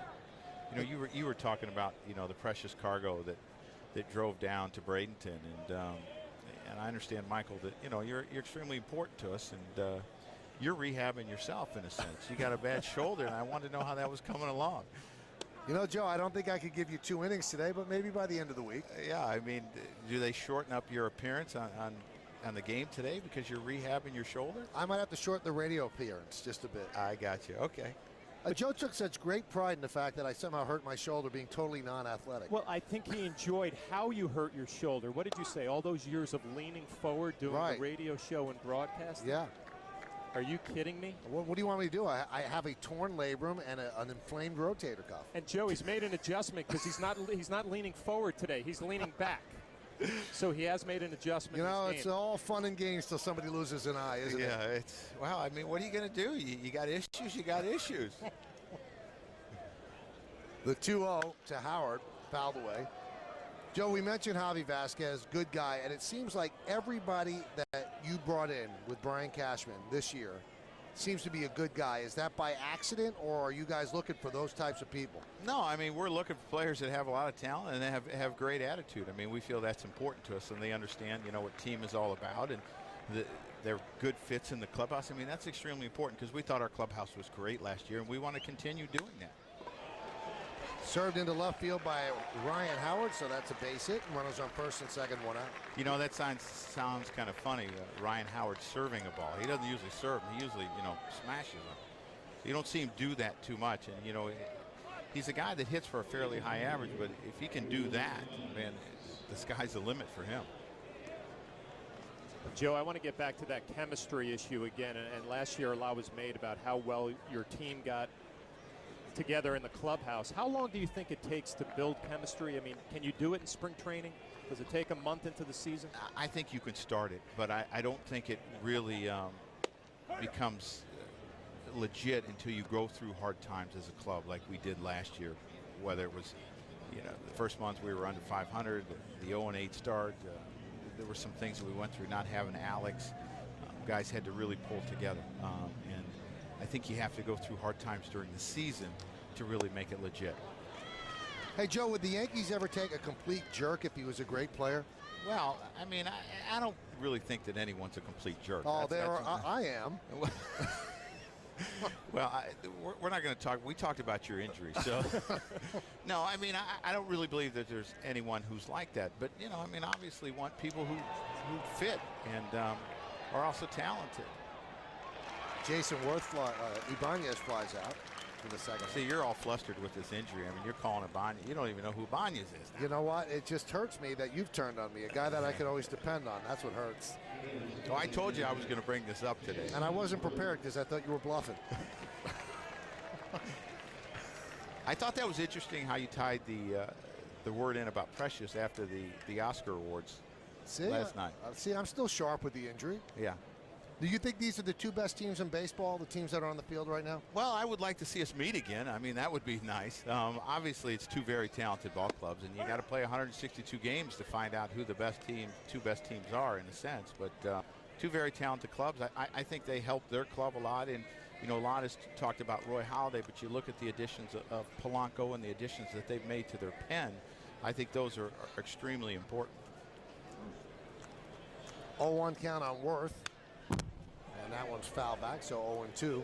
Did you mind at all the last time you guys played, Charlie Manuel said, I want the Yankees in the World Series. That's who I want to play. Did you look at that as a compliment or a diss? No, I think it's a compliment. I think Charlie, wants to play us in the World Series. I think Charlie wants to be back in the World Series. So I took it as a compliment.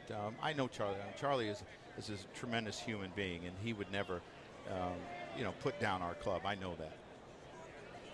Sani checks the runners. The 0-2, strike 3, and he is down looking.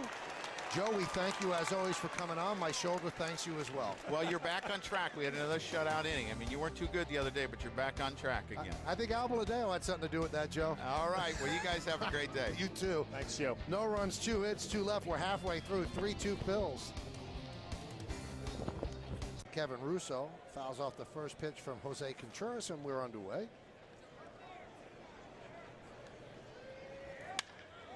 That's a high fly ball, fairly deep center, going back Francisco, still back, and it's over his head and up against the wall and then over the wall for a ground rule double. Not much wind here. I guess there's some blowing out, but not a gale force. And that ball just traveled very well off the bat of Kevin Russo. Take a look. It's a nice, short, quick stroke. Not a lot of movement with his body.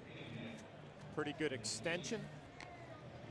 See Francisco going back. Looks like he's cruising, like he's going to make the play, just out of his reach.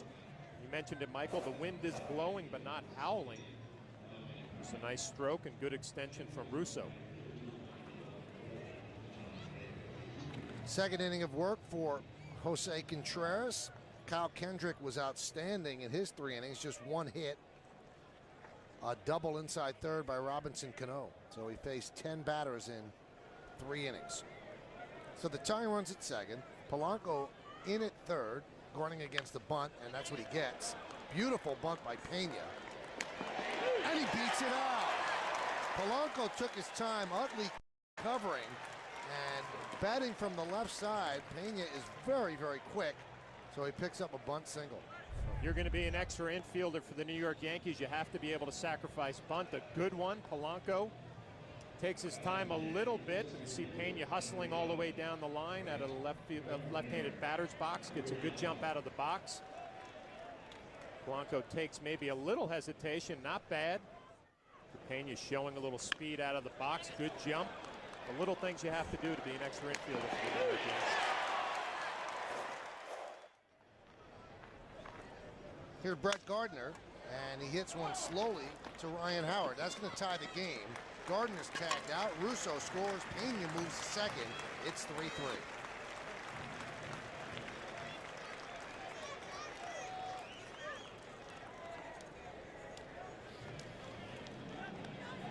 Manufacturing a run there with the bunt by Pena. Gardner doesn't hit it well, but does a nice job picking up an RBI to tie this ball game up.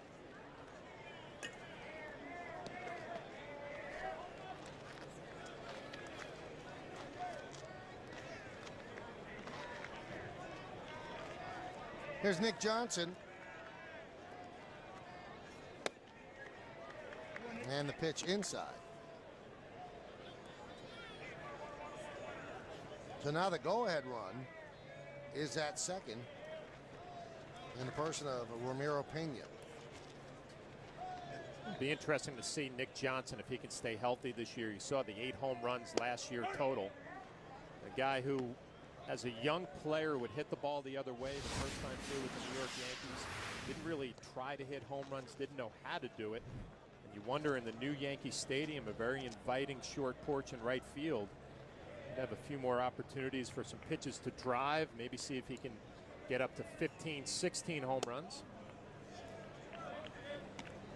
Not something you consciously try to do, but you pick your spots, look for a pitch to get the head out a little bit, get some more home runs.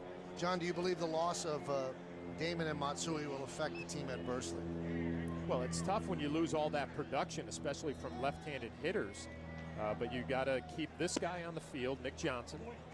And like I said, hope that the new Yankee Stadium is going to translate to some more home runs and RBIs. And Curtis Granderson, how is he going to make the transition to the New York Yankees? He hit 30 home runs last year. You expect that number to be the same, I would think, maybe even improve a little bit. Anytime you lose that kind of production, it'll be tough to replace. That being said, I think it was the right move. You know, a couple older guys.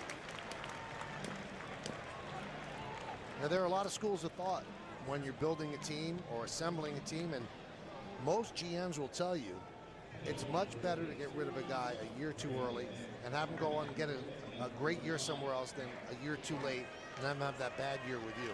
Maybe they thought that was what was going to happen with Damon and Matsui. Here's Mark Teixeira.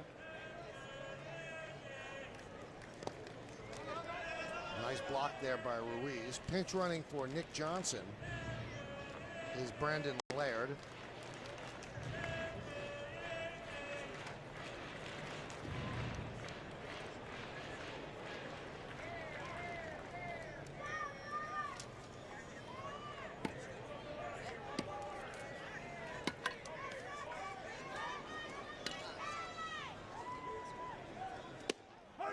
There's a strike.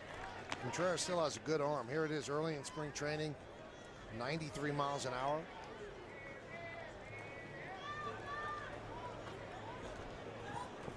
Phillies probably looking for him to do what Chan Ho Park did for them last year. A nice little piece out of the bullpen late in ball games.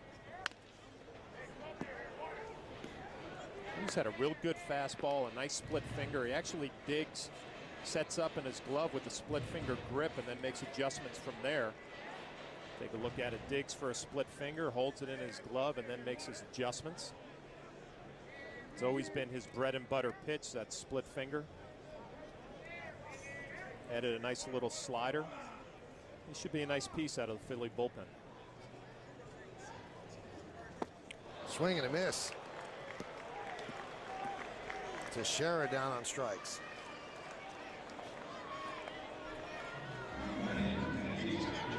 To throw that split finger when Contreras was with the Yankees, he actually used to, when he was on the bench, constantly hold a softball. Jam the softball between those two fingers just to spread those fingers wide. And then when he had to do it with a baseball, it didn't seem like that big of a deal. He actually, when he first came to the Yankees, and I was catching at the time, he would throw a weighted ball during his bullpen sessions. Never seen anybody do that before, to build up arm strength. Like a really heavy weighted ball? Yeah, like ball? almost like if you would imagine like a shot put. and he would throw that early on to get his arm loose and build up arm strength. I had never seen that before. And I think the Yankees actually discouraged him from doing that. You know, he had his own routine. They let him do it early on, but they kind of got him away from it. And you would catch the weighted ball? I would catch the weighted ball, and I was actually coming off an injury with the Devil Rays at the time, a herniated disc in my neck. And every time I would catch that weighted ball in my glove, I would be reminded of that injury. I've never seen that before.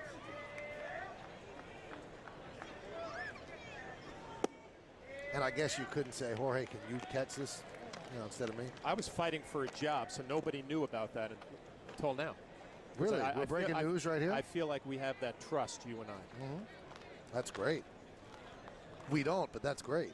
When you're fighting for a job, you keep your mouth shut. And Jorge Posada works a walk. So the Yankees have loaded the bases.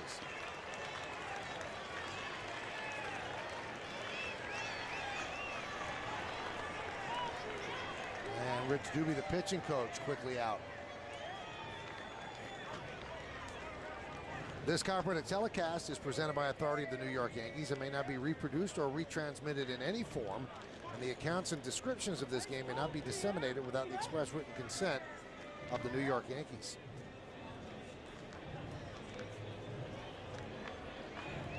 We're in the bottom of the fifth inning. Good game. It's 3-3. Phillies scored a run in the first, 2 in the fourth. The Yankees 2 in the fourth, 1 here in the fifth, threatening for more with the bases loaded. You know, Michael, anytime Robinson Cano comes up in this situation, he's going to be critiqued this year because he was so bad with runners in scoring position. It's really the one category he can improve on this year to get up over 85 RBIs like he had last year. We'll see if he's going to be patient early in this at-bat, wait for a pitch that he can drive, or is he still going to be aggressive, maybe over-aggressive? Fouled away on the check swing. I would think that that's got to be a tough equation for him because his aggressiveness is what makes him the hitter that he is, and all of a sudden you're asking him to play away from that, and he's also so good with the bat he could put anything in play. Well, maybe just be a little smarter. Like that first pitch, maybe you're sitting on a zone. Like if I get something middle in, I'm really going to hammer it. Anything away, I'm going to let it go, and that's just a graduation of a young hitter to really a dangerous RBI guy. And that's, you know, Kevin Long, the hitting instructor, he's going to have his work cut out for him because at this point, there's nothing wrong with the swing. You know, he can hit the ball with power at both sides of the field. Now it's just fine-tuning that approach in an RBI situation.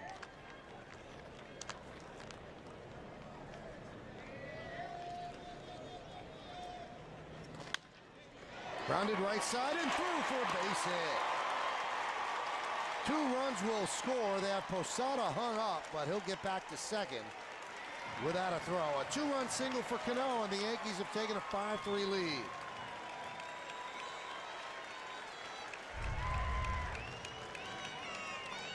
See what Robinson Cano gets here. Looks like a little two-seam fastball, rolls over it a little bit, but hits it in the right spot between first and second. Going to pick up a couple RBIs, and more importantly, the 2-out RBIs. Those are the big hits, and his day will be done. Eduardo Nunez will come into pinch run.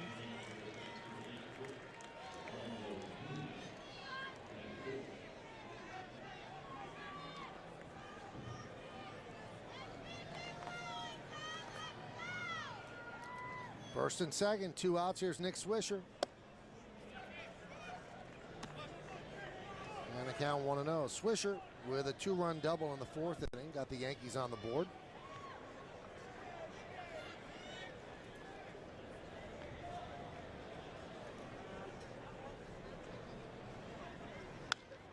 Foul back. Another good swing from Nick Swisher. Good fastball. See Nunez, the pinch runner. I think this looks a lot simpler for Nick Swisher this spring. Really, the few at-bats I've seen. Doesn't have as much movement. A lot more direct to the baseball.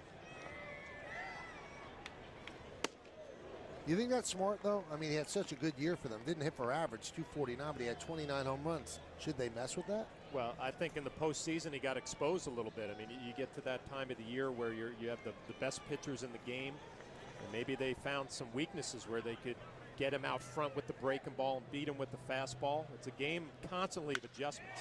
That one is drilled into left center field. Mayberry giving chase. He's not going to get there. It's going to roll over the onto the warning track and then over the wall. So that cost the Yankees a run. It's a ground rule double. They'll send Nunez back to third. Posada does score, and the Yankees lead 6-3. Another good swing, another good at bat. Last at bat, he drilled the ball to right center. This time going the other way. Little two-seamer down and away. Nice swing. Nick Swisher stays right on it. Driving the ball the other way. Going to pick up an RBI. And again, another two-out RBI. Swing is just real simple right now. You want to build off of this and carry it all the way through spring training.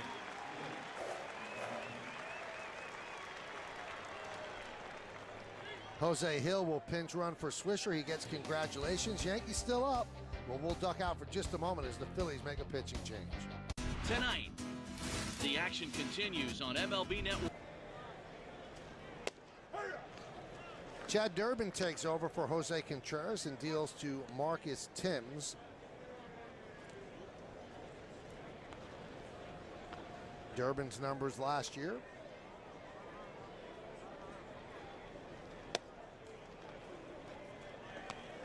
Tim struck out twice so far today, in the second and the fourth.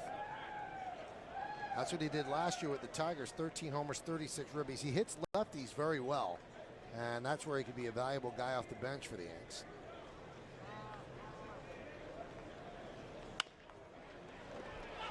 Grounded foul.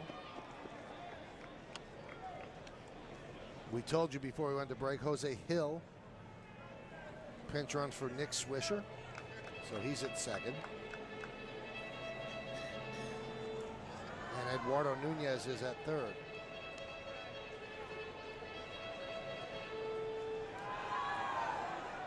When you got the Gretzky number, there's a good chance you're not coming north with the club. Although it has happened before. Or Eric Gagne used to be 99, right? Strike three. Timms has struck out 3 times. But the Yankees score 4 runs to take the lead. We go to the 6th. 6-3 Yanks. Your place. We go to the 6th inning on the Ford scoreboard. Yankees lead 6-3. 2 innings of work for Javi Vasquez, his first innings this spring. And Javi is with our very own Jack Curry in front of the Yankee clubhouse. Jack? Thanks very much, Michael. And Javi, you wait all spring to get out there. First pitch, Jimmy Rollins takes it out of the ballpark. What was that like? I know. I was telling some of the reporters earlier that, you know, I faced Jimmy a bunch of times since Montreal. And, you know, I know he likes swinging the first pitch, but, man, first pitch of spring training, I didn't know he was going to swing at that. Did you get mad after that? Because, I mean, you came on strong. You retired 6 in a row. You struck out 4 of those. What did you do after that to get back into the form? Oh, nothing. I mean, I just, you know, did what I was planning on doing, just throwing all my pitches and, you know, just getting ready for the season. And it's my first time out there, so I just wanted to throw strikes. You threw a really nice changeup to Utley, struck out a couple of other guys on curveballs. Are your breaking pitches always at this point in the season looking as sharp as they were? Well, I mean, I don't know if they're as sharp as they looked out there. You know, I threw some bad changes after that Utley pitch, so you know it's not as consistent as I want to yet, but it'll get there hopefully when we break camp. You were saying earlier, of course, you've been here before with the Yankees. You sense a little different clubhouse. Could you explain to me what you mean by that? Well, I think you know there's some guys in that clubhouse now that they keep the team a little bit looser than before, and you know I think it's just you know just different atmosphere with different guys. Thanks, Javi. Michael, we're back to you. Thanks, Jack. And you see there John Mayberry Jr. against Christian Garcia. And a solo home run over the left field wall. And that cuts the Yankee lead to 2. They're up 6-4. Mayberry really turned on that pitch by Garcia. We're seeing a lot of bad breaking balls here early in spring training from some of the pitchers. And that was just a hanging slider, it looks like, to Mayberry. And it's up again in the zone. Mayberry had 13 home runs last year in the minor leagues. Big guy who's got some power, and he makes Garcia pay for that mistake. Pitch to Carlos Ruiz is high. He's had 2 hanging breaking balls. One he wrapped the left for a single and an RBI in the 4th, and this one a home run.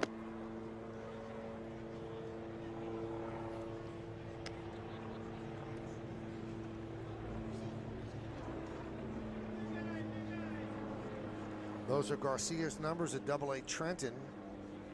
Pretty good numbers. Had some elbow problems early in the year, but kind of came on strong.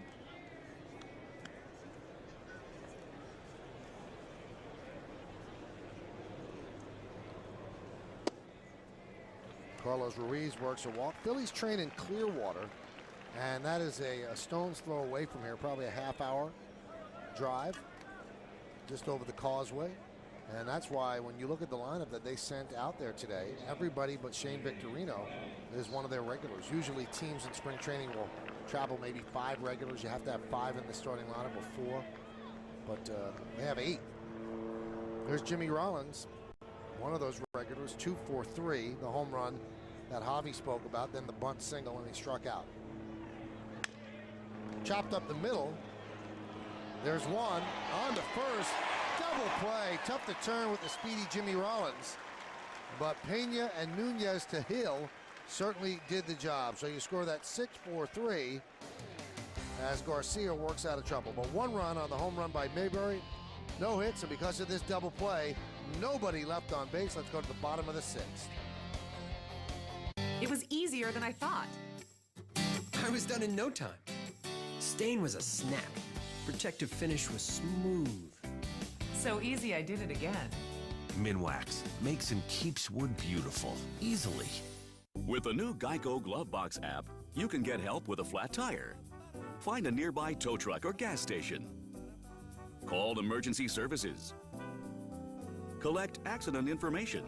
Or just watch some fun videos. It's so easy, a caveman can do it. Unbelievable. Where's my coat? It was suede with the fringe. Download the Glovebox app free at geico.com. Thank you. Thank you. Thank you for giving me. For giving us. The chance to play, to learn, To grow. Thank you. Thank you. Thank you. Thank you for giving me the ability, the skills, The power to grow up and be whatever, anything, everything. I want to be. and everything I am today. RBI stands for Reviving Baseball in Inner Cities. But to its thousands of participants across the country, it's so much more than baseball. This is beyond opportunity. This is beyond baseball. Siblings always try to outdo one another. BJ Upton and Justin Upton are no exception. Racing around first goes Upton into second base. On his way to third is Upton. He has got a 2-run triple. Upton's hustle beat it out. He's had a heck of a day. They're still each other's biggest rivals. But they're also each other's biggest fans. We love each other so much that we just want to see each other do well. This is beyond motivation. This is beyond baseball. Hit the road to every spring training camp all this month.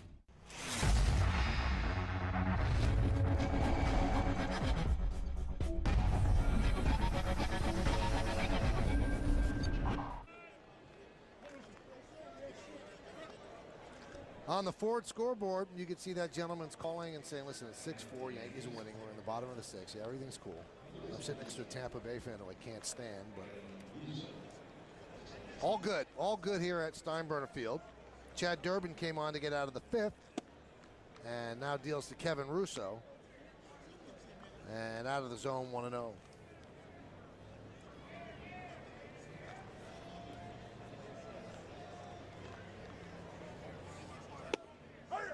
There's a strike, 1-1. 6-4 Yankees lead. Kind of a poor man's rematch of the World Series last year. The teams are the same, but certainly the stakes not nearly as high. Nice play there by Polanco. The lone throw, Russo beat it out.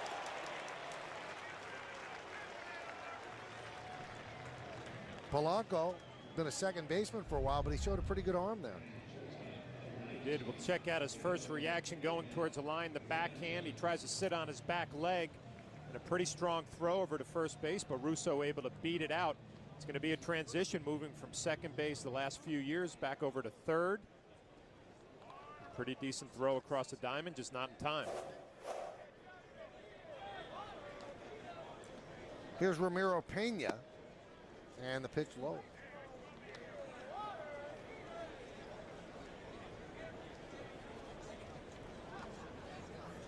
The Yankees liked everything they saw from Pena last year, did a great job as a backup. And you wonder how many at-bats he can get this year at the big league level. Derek Jeter a day off here and there. Robinson Cano, Alex Rodriguez.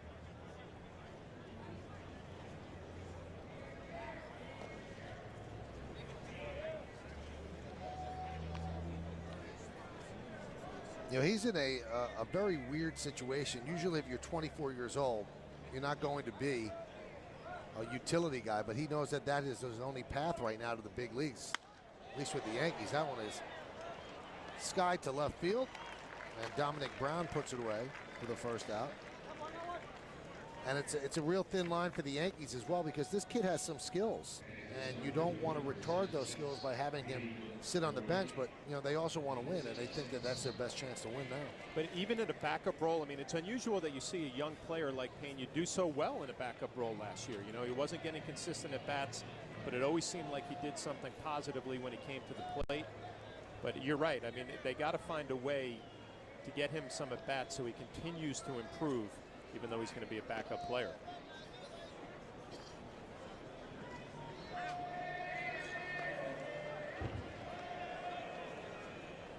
See, Reed Gorecki is pinch hitting for Brett Gardner. Fouled away.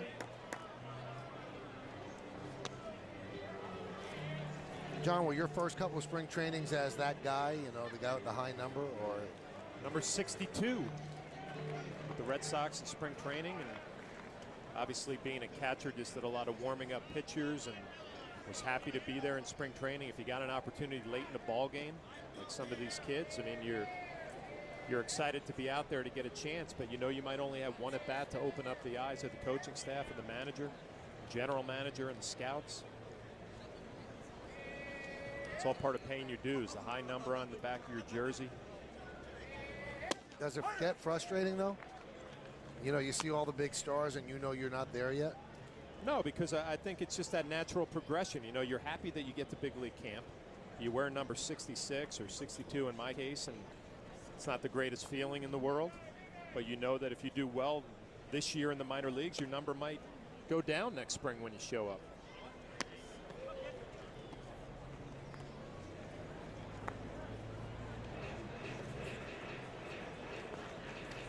So the count 1-2 with one out, runner on first base. Mark Teixeira started the game. He was 0 for 3 in this game, and he's with Jack Curry right now in front of the Yankee clubhouse. Jack? Thanks very much, Michael. And Mark, you come into spring training last year and everything is new. You're the big free agent guy. Tell me how it's different coming in this year with a World Series ring ready on your finger. It's much more relaxing. You know, the biggest part about spring training with a new team is just getting to know everybody. The coaches, the media, all the players on the roster. There's 60 or 65 guys on the roster right now. So you just want to go in there and meet everybody you can. It's kind of a whirlwind.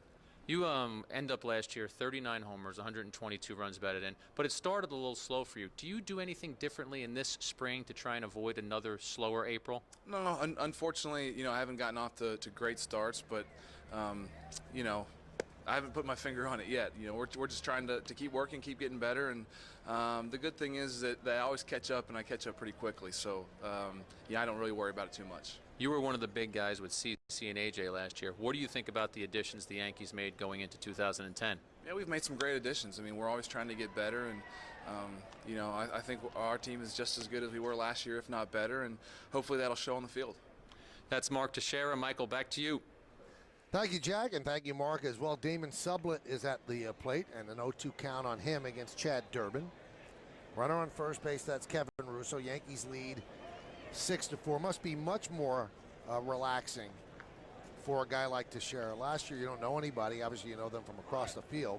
Runner goes, and it's strike 3, so no throw is needed. Sublett strikes out looking against Durbin. No runs a hit, no errors, and one man left on base. Let's go to the 7th.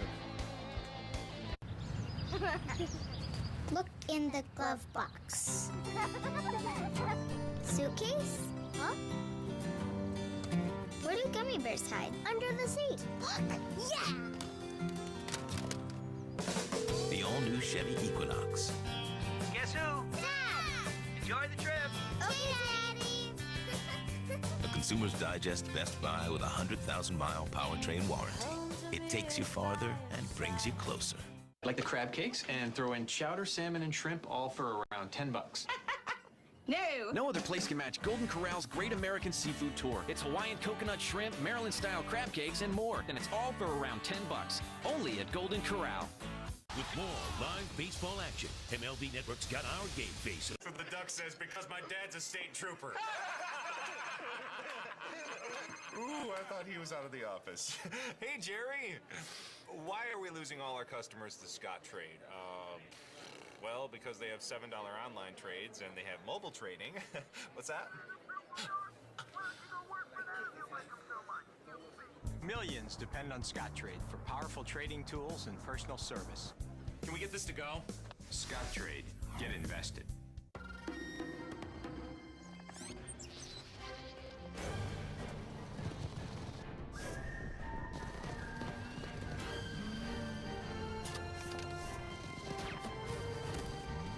If you think about it, this is what makes the Ladders different from other job search sites. We only want the big jobs. Join theladders.com, a premium job site for only 100K plus jobs and only 100K plus talent. Network. It was a season of highs and plenty of pies. On Thursday, the 18th, the Emmy-winning series Yankeeography returns with an updated profile of the 2009 Bombers' incredible road to a championship, featuring all new recent interviews and exclusive footage. The updated Yankeeography 2009 returns next Thursday at 10. It's only on Yes. Garcia's still in there, and so is Polanco as he deals. Very strange to see regulars in this late in the game. But the Phillies figure, hey, you make the trip, you might as well play. So Polanco for his 4th at bat. And a line drive right there to Nunez, one away.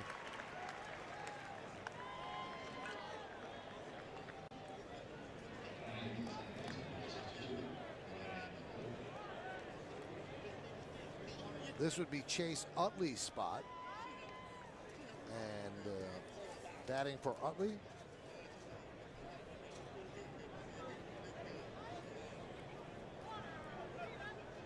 is Brian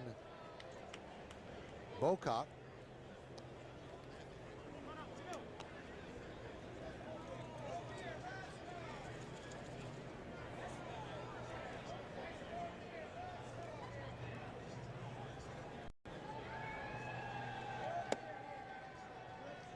Count 2-0.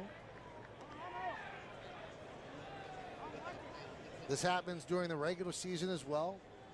You got the kids that have to knock the dirt out of the spikes, get them ready for tomorrow, and then when guys like John Flaherty come into the clubhouse, he's got nicely shined spikes there right in his locker. Now they'll spray something on him. These kids have a tough job during spring training. All the players in camp. A lot of shoes to be cleaned, catcher's gear to be touched up.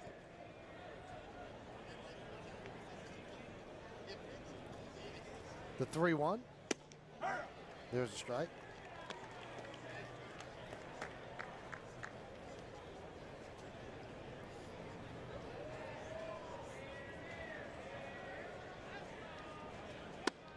And there's strike 3 to Brian Bocock. Garcia's got a little different delivery. He's got a little jump at home plate. Nice movement there. Little backdoor sinker.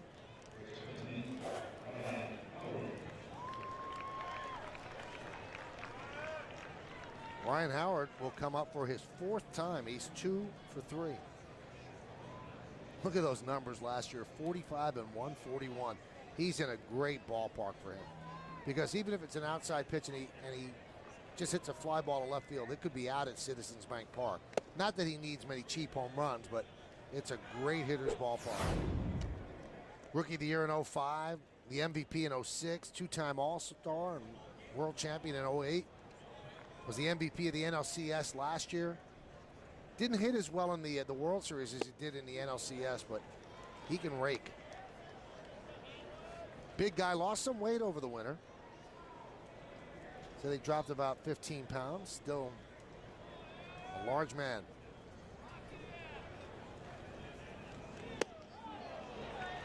Garcia with a change of speed. It's one of the greatest parts about spring training, though. A young guy like Garcia gets to face Ryan Howard from the Philadelphia Phillies, and you kind of see how your stuff matches up. I mean, if you have a good at-bat against them, your confidence level rises a little bit.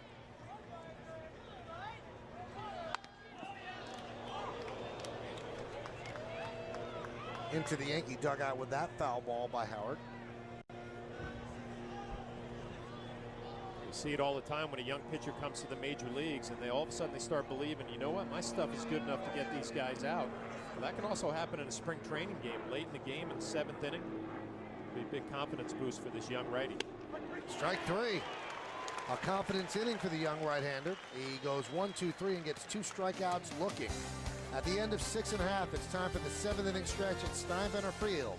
It's 6-4 Yankees over the Phils.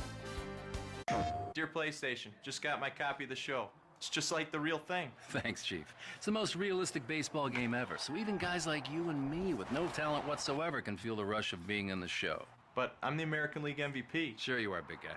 Joe Mauer? Mauer. Dude, we went fishing in Cabo. I'm not even allowed in Mexico. Then where did I get this? Well played, Mauer. The show. Rated E for everyone. PlayStation. Welcome to this MLB Authentic Collection Diamond Demo. Today we're going to talk a little defense, catching the ball, putting your body in the right position. I see too many infielders start with their body in this position. The only thing you can do from here is come up to run. Or if the ball's hit, you're not going to go like this all the way over here to fill the grounder, are you? No. So put yourself in a nice athletic position, somewhat upright. You're here. Now I can take off, I can cross over, get myself in the right position, whether I'm going left or right. The next thing, I've heard a lot of people say, catch the ball with your left leg or your right leg. I say, catch the ball out in front of you. Here's what I mean. If I'm going to catch a ground ball, if I get the ball out in front of me, I don't care if it's the left leg or the right leg, the key is catch it out here. Now I have the vision to see it. Anytime I bring the ball back in here, it has a tendency to lose it. So as I catch a couple more grounders, you'll see I get the ball out in front of me, whether it's my left foot or my right foot, it doesn't matter. And then I'm in position to throw. That is today's Diamond Demo.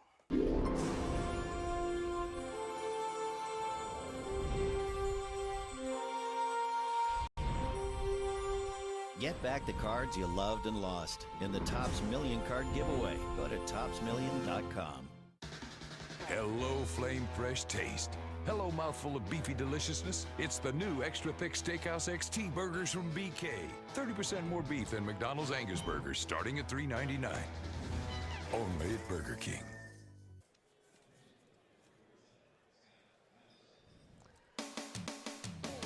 (6-4), the Yankees lead the Phillies as we go to the bottom of the 7th inning. And David Winfrey at the plate against Scott Matheson, and he swings and misses. Matheson in the minors last year, 4-0, 0.84 ERA, more than a strikeout per inning.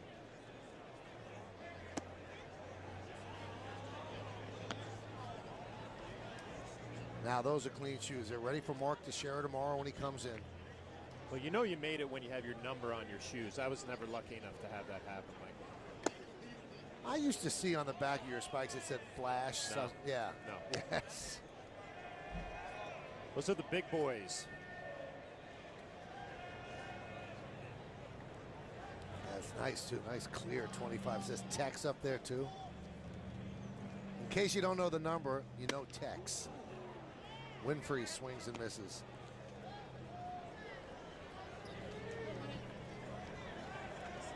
I don't think David Winfrey has his number on the spikes, but I'm not sure. You see the numbers with Rochester, 14 and 61. The 2-2. Strike 3. Scott Matheson with a strikeout. Today's game on Yes is brought to you in part by Jack Daniel's Tennessee Whiskey. Please drink responsibly. By the Home Depot. More saving, more doing. That's the power of the Home Depot. And by Fios TV, internet and phone. This is Fios. This is big.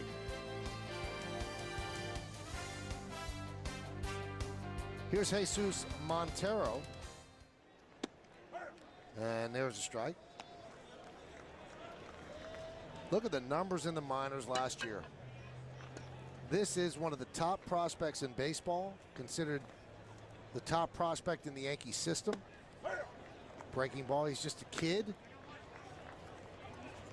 But they look at him and they say, this guy is a surefire major leaguer. Where he's going to play, not quite sure, but he can hit. When you can hit that way, they'll find a place for you to play. But you were watching the games, John, and you kind of were impressed with him catching. I was impressed how he kind of moved behind the plate. His hands look like they're good. Talked to Joe Girardi a little bit about him today, and he said, he's been very happy with the work he's done behind the plate. Now, obviously, everybody talks about his offensive numbers, and you watch him take batting practice, he puts on a show. But I was impressed how he looked behind the plate. Strike three. Montero down looking.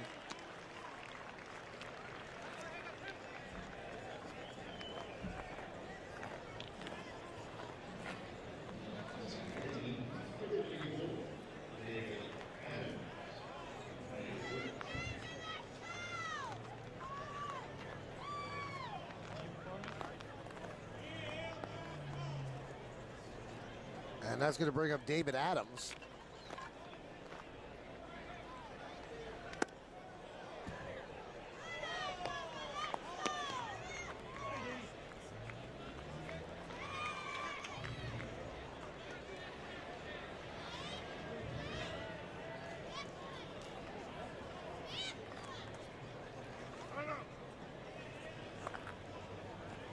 Count. Yankees lead 6-4. They were down 3-0 in this one after 3.5, but they've come back with 2 in the fourth and 4 in the fifth.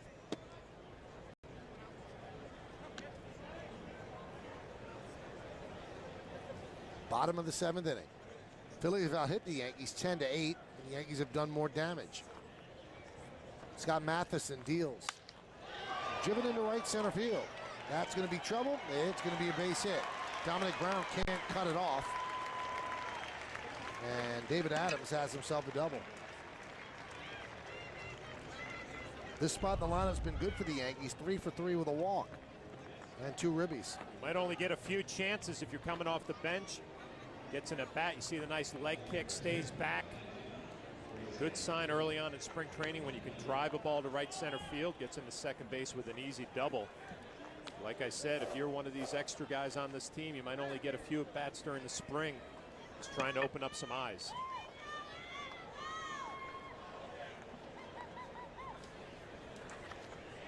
Here's Jose Hill.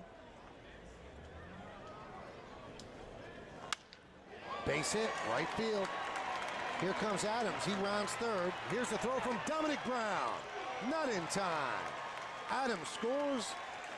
Moving to second on the throw is Hill. It's an RBI for Hill, and the Yankees lead 7-4. Adams went to right center. Hill drives one to right field. Always a nice piece of hitting when you can go the other way.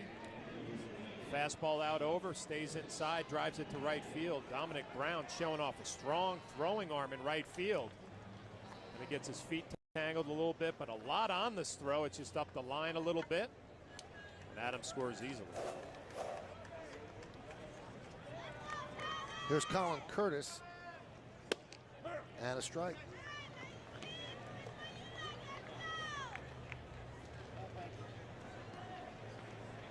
70 games at AAA last year, 6 homers and 29 ribbies.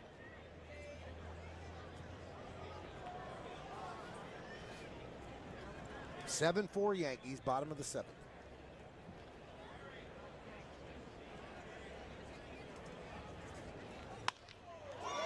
High fly ball, center field. Dwayne Wise is there, battles the sun and makes the play for the final out of the inning. But a 2-out rally, 1 run on 2 hits, 1 left. We go to the 8th.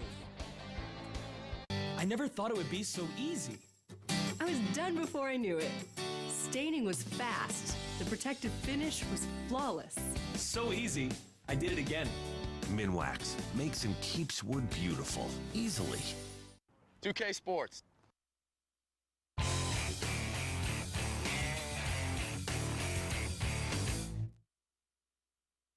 When you come into the game and you face guys like Evan Longoria, you have to be pretty particular with your location. You can't miss in.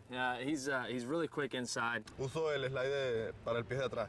Es un slider que rompe hacia el pie de atrás. Your normal four-seam fastball right here. Slider. Curveball.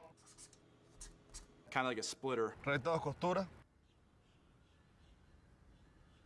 Y cambio. He's an easy out in my book. Yeah.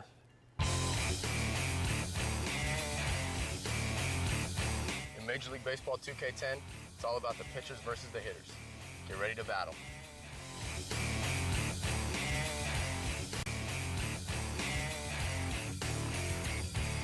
Rated E for everyone. You know, Geico opened its doors back in 1936, and now we're insuring over 18 million drivers. Quite impressive, yeah. Come a long way, that's for sure. So have you since you started working here way back when.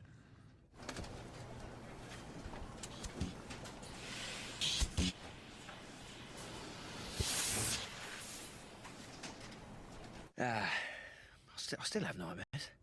Geico. 15 minutes could save you 15% or more on car insurance.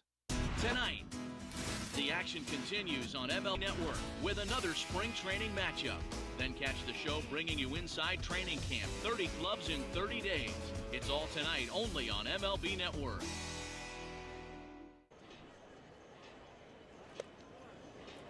We go to the 8th inning. The Yankees are leading 7-4. The hits are tied at 10 apiece. We need some information. And when we need information, John, who do we go to? Jack Curry. We go to Jack Curry in front of the Yankee clubhouse. So, Jack, let's talk about a serious matter first, and that's Francisco Cervelli. Got hit in the head the other day. What's the latest on him? Right, Michael. I've had communication with Brian Cashman in the last half hour, and they're still waiting on the tests from the results of the meeting with the neurologist today. So Cashman had no new information. But earlier today, Cashman seemed encouraged because he said Cervelli felt pretty good on Sunday. And what he also liked is the fact that the Yankees have a baseline for all of their players. When they go through their physical, they check their brain, they give a head, they check all of that stuff so that they can then check down the line if the guy has an injury and be able to check back with it. All right, now that being said, if Cervelli, who now has had 2 concussions in about 4 months' time, if he's set back, who's your backup catcher behind Posada? And becomes important because Posada's 38 years old. That's a great question, Michael, and right now it looms as Mike Rivera. This is the guy who played for the Brewers last year. He signed with the Yankees after also getting some interest from the White Sox and the Astros, but what he did is he looked and thought the Yankees gave him the best chance to maybe stick in the major league. So Rivera is a .244 lifetime hitter. He's a guy who's never had more than 150 at-bats in the major leagues, but he picked the Yankees, and you're right, if there's an injury, he would be the guy who would slide in there. I talked to him today and said, what is it like to be in this clubhouse? And he said he's still getting adjusted, and he kind of had a funny line. He said, it's not like I can go up and invite Derek Jeter to go to the movies with me right now. I don't know how many people could do that. Probably just Posada, right? Yeah, maybe. Chan-Ho Park, new to the Yankees. We haven't seen him on the mound yet. What's the latest on him? You know, Chan-Ho Park had a crowd of writers around him after he was scratched from his bullpen session today, and he said, is this a big story? And what happened is he had a sore gluteus muscle, and to just be safe, the Yankees pushed his bullpen session back a day until tomorrow. Brian Cashman went up to him and said, Chan-Ho, you've made the team. Listen, just relax. We want to be safe here. Now, Mariano Rivera, I assume, Jack, you could correct me if I'm wrong, he's made the team, but we haven't seen him yet out on the mound. So what's the story with him? Mariano Rivera threw a bullpen session today, 34 pitches. He described it as outstanding, delicious, and bueno. I'm not really sure I've ever heard Mariano Rivera use the word delicious in terms of his pitching, but that's what he went with today. And Rivera was in a great mood, Michael. He will make his spring debut on March 17th. He's going to have another bullpen session on Thursday. We all know Rivera's schedule. He takes it very slowly. He pretty much makes it himself, but as he told you and I the other day, hey, I'll be ready for April 4th. And April 4th, of course, is the opener against the Red Sox on Sunday night at Fenway Park. We haven't seen Damaso Marte yet, and to me, Jack, he was one of the unsung heroes of the Yankees run in the playoffs. He stepped up and did what he did not do throughout the entire regular season. So what do we know about him right now? It's almost a similar situation to Rivera, Michael. He also had a bullpen session today, came through it fine. Look for him to make his first spring appearance sometime next week, too. The Yankees are just taking it slowly with these guys, and I don't blame them. Rivera, Marte, Chan-Ho Park, those guys are 3 guys we definitely know will be in the bullpen. I think the Hughes, Jabba Chamberlain loser also definitely has a spot in the bullpen. You'd say Dave Robertson also has a spot in the bullpen, but then he has options. But the rest of the spots, the couple of remaining spots, that's going to be a big fight. So obviously, Jack, a very, very good report by you. And if you had to sum it up, would you say it was outstanding? Would you say it was delicious? I mean, put a verb on it, whatever you want. You know what? I'm going to follow Mariano Rivera's lead. I'm going with delicious. Delicious. I thought so, too. Thanks, Jack. Thank you, Michael. That was delicious, don't you think so? The best part about that report is Mariano Rivera makes his first appearance on St. Patrick's Day. I mean, what's better than that? You know, you're absolutely right. There's a line drive off the bat of Jason Worth, and it's right at Gorecki for the second out. You know, we mentioned this when we were doing the game the other day, and you weren't here. You get the Good Guy Irish American Award. What exactly is the title, John? But I'm impressed by it because anytime somebody gets voted a good guy, an award I'll never get, that's a pretty big deal. Well, you know what? It is a great honor, Michael. I mean, and this kind of just came up last week, but John Halligan, who used to be the PR man with the Rangers, and Dick McGuire, Knicks legend, recently passed away, and I guess they're having some sort of a Good Guy Award, and they were nice enough to honor me with that. So it'll be a week from today, back at Gallagher's Steakhouse in Manhattan. So I'm looking forward to the afternoon, and I'm quite honored to accept the award. Well, we congratulate you in advance, and that is a pretty neat deal. That is the first annual, so if this award goes on for 30 years, you were the first one to ever get it.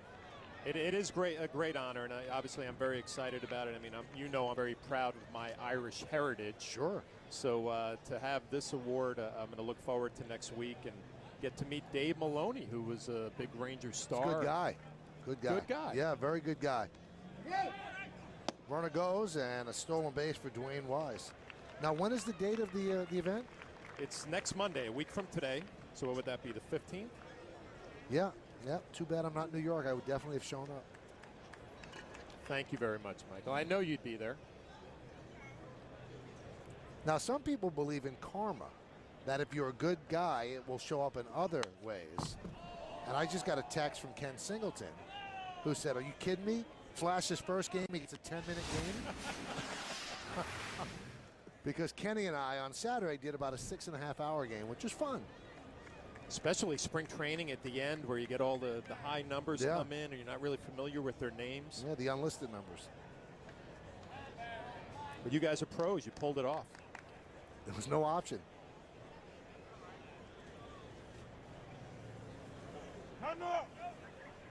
See, the guy at second base is Dwayne Wise, trying to make the team. And Dwayne Wise actually got Mark Burley a perfect game. He's the guy who went over the wall in that game at U.S. Cellular Field in the 9th inning to pull back what would have been a home run and broke up a perfect game, but it kept the perfect game going, and he ended up completing it.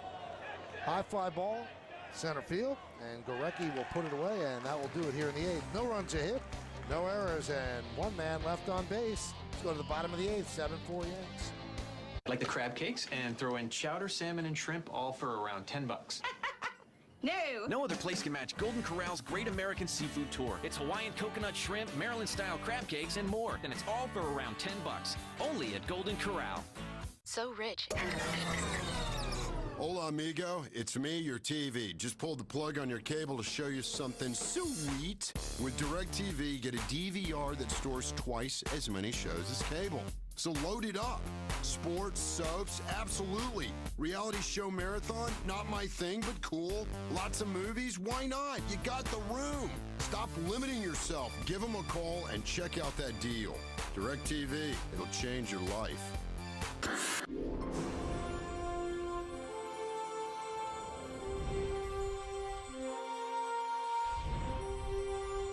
Get back the cards you loved and lost in the Topps Million Card Giveaway. Go to Topps Million. He's the greatest boxer in the sport today.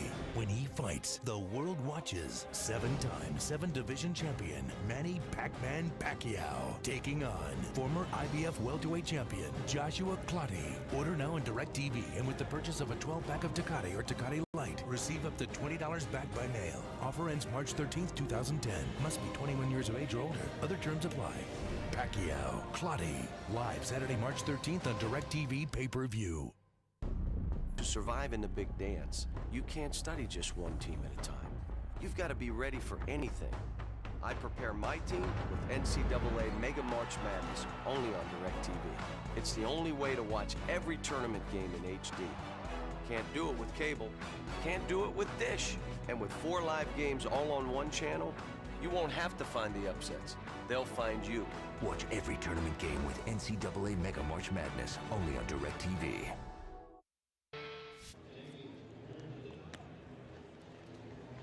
Hey, if you can't wait for the 2010 season to begin, we've got something for you. Subscribe now to MLB.tv to see over 150 select spring training games, plus every regular season game live or on demand on your computer. Good deal. For complete details, visit Yankees.com. Baseball everywhere. Alex Rodriguez not here for that young lady to see. He's in Bradenton right now. Yankee split squad today, and they're in the bottom of the 9th inning there. What is the, I'm not sure of the score. 6-0 Yankees, so they're on their way to a win in Bradenton against the Pirates, and Alex Rodriguez and Derek Jeter are with that side of the Yankee team. New pitcher is David Herndon, and Kevin Russo digs in. Pitch is low. Double-A Arkansas. 70 hits in 65 innings, 5-6, 3.03. You know, you mentioned before about knowing when you've made it or feeling comfortable. And I was reading a story, the kid that the Rays traded for and the Scott Kazmir deal with the Angels, Sean Rodriguez, who has gotten off to the most scalding start. His father is a minor league manager. He's jumped around from different teams. And the kid was called up twice with the Angels, and the father said, I knew he wasn't right. I knew he wasn't ready. He said then he got called up a 3rd time, and I'm watching on TV, and just from body language, I said, he's ready. Do you think it's that easy to just look at somebody and say he's ready? Just the way they carry themselves? Yeah, body language can definitely tell you if somebody feels comfortable on a major league field, but you know what, for me, it took me about 2 years in the major leagues until Kirk Gibson actually looked at me and said, you'll never go back to the minors again. You know, and sometimes it takes a veteran player like that to kind of seal the deal, so to speak, because as a young guy, you're always fighting. Got to get to the big leagues, got to stay there. And then finally, when a veteran opens your eyes and says, you know what, you're never going to go back down, you enjoy the rest of your career.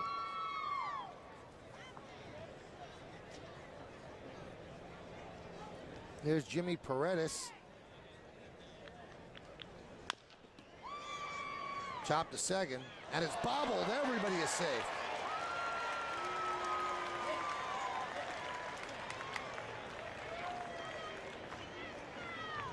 Brian Bocock boots the ball. Well, off the bat, you're thinking it's going to be a tailor-made double play, and he just tries to rush a little bit too quick. A routine play, and he doesn't even get an out. Take another look at it. Right off the bat, you're thinking possible 4-6-3 double play. Got to get at least 1 out on that play.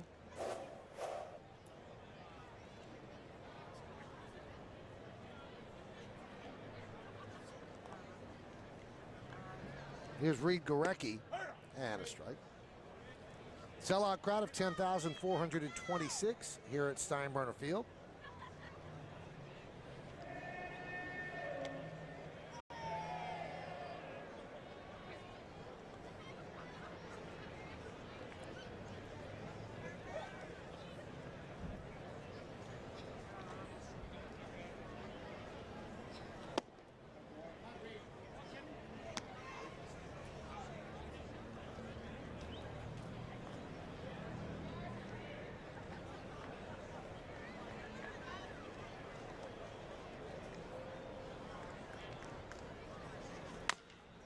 Chopped toward first. Fielded there by Tracy. And they get the double play. Not an easy double play to turn, a 3-6-1, but they did. Well, nice job by Tracy getting rid of this ball quickly. See Gurecki inside out, a nice spin and an accurate throw to Chavez at short. Back over to Herndon, complete the double play.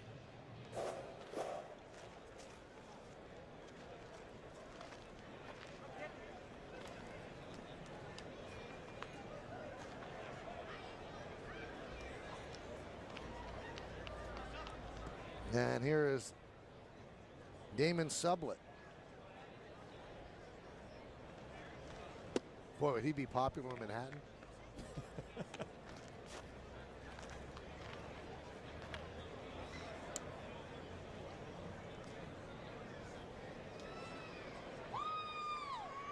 Struck out looking in his first at bat.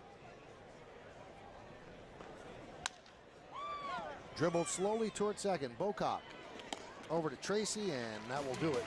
Here in the 8th, no runs, no hits, 1 error, and 1 man left. Go to the 9th.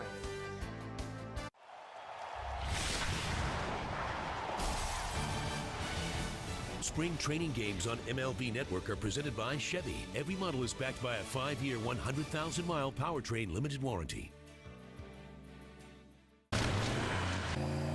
It's Chevy Truck Month, where it's a great time to get your Chevy Silverado half-ton. It's a Consumer's Digest Best Buy. And its powertrain is backed for 100,000 miles. Chevy, the most dependable, longest-lasting, full-size pickups on the road. Now during Truck Month, qualified buyers can get 0% APR for 60 months on 2010 Silverado half-ton models. It's Truck Month. See your local Chevy dealer. Dear PlayStation, just got my copy of the show. It's just like the real thing. Thanks, Chief. It's the most realistic baseball game ever, so even guys like you and me with no talent whatsoever can feel the rush of being in the show. But I'm the American League MVP. Sure you are, big guy. Joe Mauer? Mauer. Dude, we went fishing in Cabo. I'm not even allowed in Mexico. Then where did I get this? Well played, Mauer. The show. Rated E for everyone. PlayStation. Could switching to Geico really save you 15% or more on car insurance? Did the Waldens take way too long to say goodnight? Good night, John Boy. Good night, Mary Ellen. Good night, Mama. Good night, Aaron.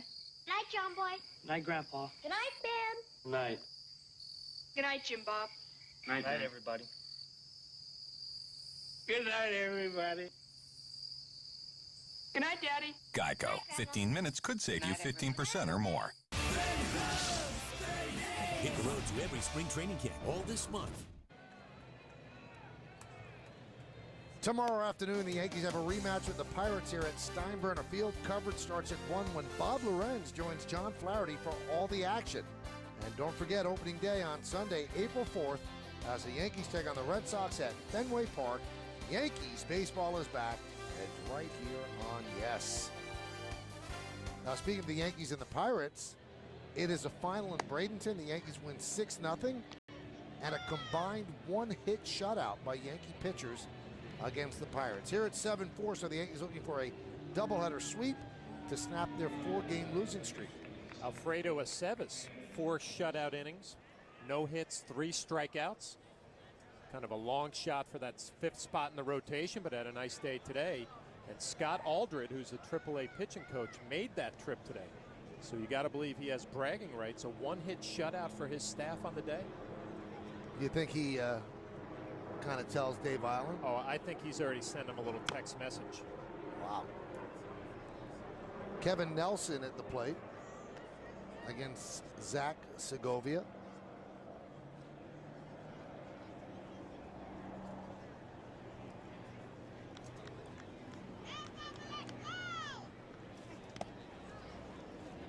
Count 1-1. So good job by Mick Kelleher managing the team to a 6-0 shutout, handling the pitchers beautifully.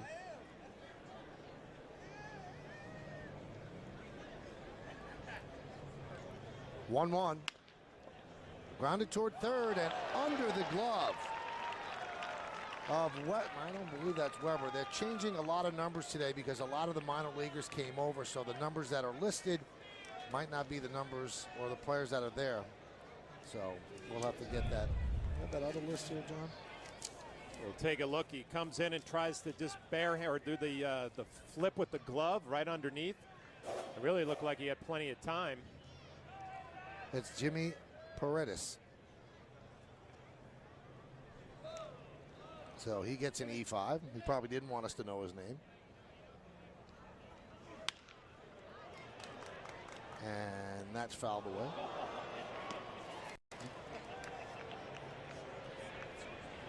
Ozzie Chavez at the plate.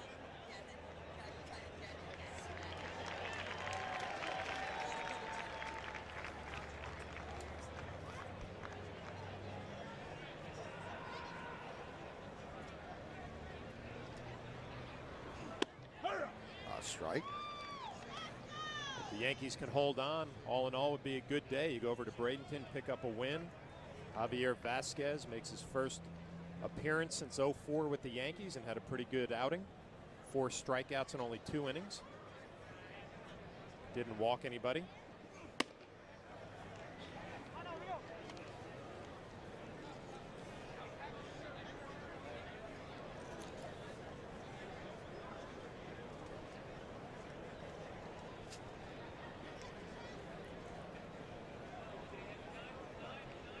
One-two pitch. 2-2.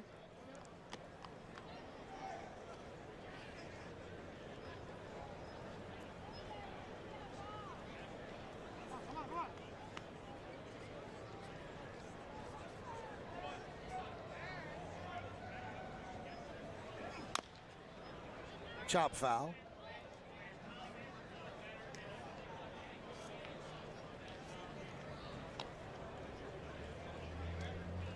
(7-4).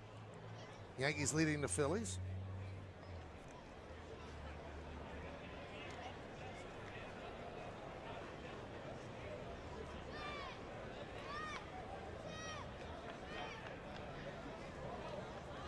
And the 2-2. Skied to left field. Catch is made by Curtis for the first out.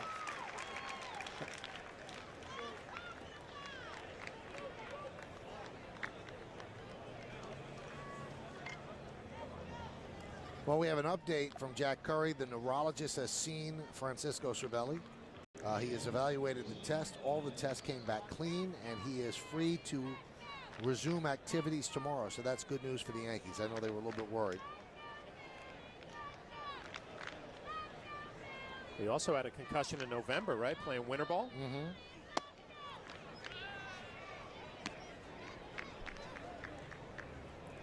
That's scary, though, because Mike Matheny, catcher with the Giants and the Cardinals, he had to retire just from foul tips that kept giving him concussions, multiple concussions against the mask. And it's amazing because obviously, you know, the doctors know a whole lot more about the concussions now than they did. But I'd never heard a catcher having concussions from foul balls. I mean, the plays at the plate where you get run over. Sky down the right field line, foul ball. You know, that's a different story. You take a good hit at home plate, you kind of come up, maybe you're seeing stars a little bit, a little dizzy. Those probably were small concussions that you didn't even pay attention to. And I remember I've asked you a number of times, foul tips, did they hurt? You said no, but foul tips actually are what caused Matheny to have these multiple concussions. And he was always in a cloud, and he had to retire. And he was one of the first catchers that wore that hockey-style mask behind home plate, and that was my first reaction. Maybe it didn't have as much padding as backhand by Montero, but they've done plenty of studies that those hockey-style masks are just as good as the traditional mask.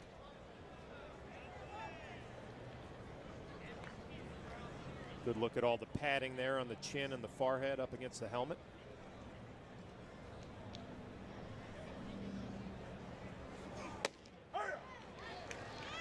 I would still think that the force of a foul tip, even with padding, has got to rattle the brain a little bit. You know, but you're a guy who tore his rotator cuff leaning forward on a table. Just ridiculous. So I didn't tear the rotator. I tore the labrum, okay? You would think that the foul ball would hurt. Base hit by Valdez. You know what's amazing is to think that I was missing working with you, and then you come back and you take shots like that. And you're taking shots like that for what? So I'm not making it of this injury. We made it clean all the way through 8 innings. You didn't think I was just going to let it go. I would wonder why not. Why can't you be a good guy for once? You just got voted that award. Well, I'm not getting the award until Monday, so I got a week to be a bad guy. They can pull the award right away from you. Here's Brian Bocock.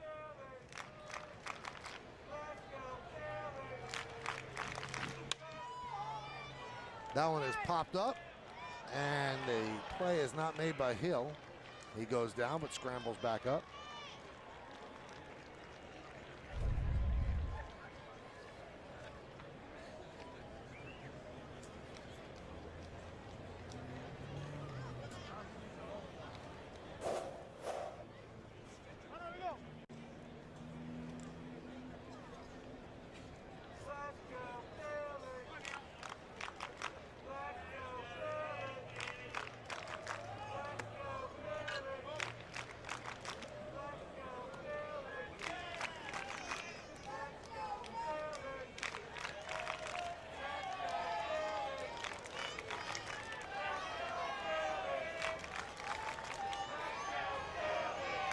One. Upstairs, 2-1.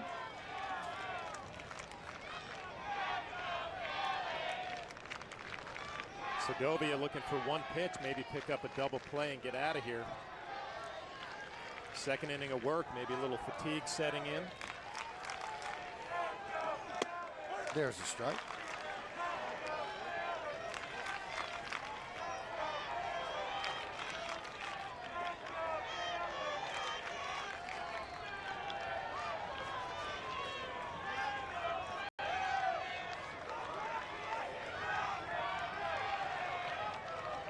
And the 2-2.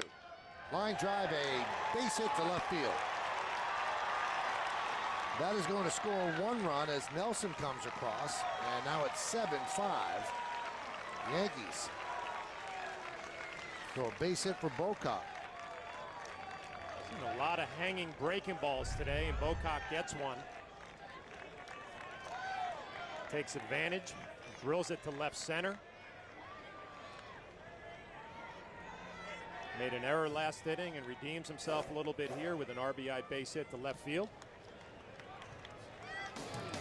And the Yankees go to the bullpen. Segovia is a little bit whipped. We'll be back. They're getting ready for a new season, and so are we. 30 clubs in 30 days hits the road and heads to Pirates Camp.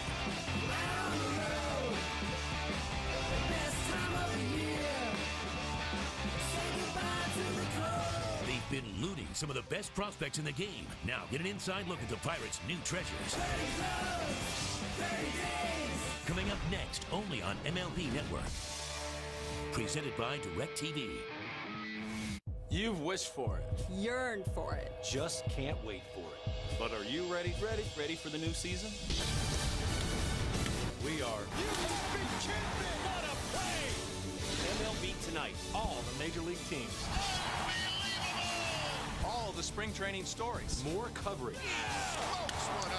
A lot more. MLB Tonight. So you'll be ready. Ready for opening day. Tonight at 6 Eastern. And all night long during the regular season on MLB Network.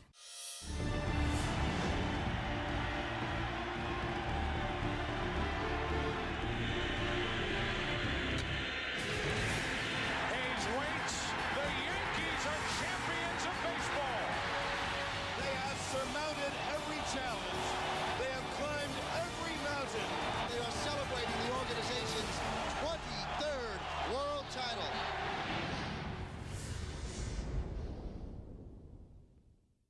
Tonight, the action continues on MLB Network with another spring training matchup.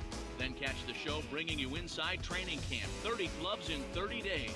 It's all tonight only on MLB Network. When baseball history is made, the one place to be is MLB Network.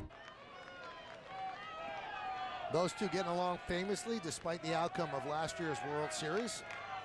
But the Philly fan still has hope right now, first and second. With one man out, new Yankee pitcher is Kevin Whalen. See what he did at AAA in 14 games. 22 strikeouts in 12 and 2/3 innings.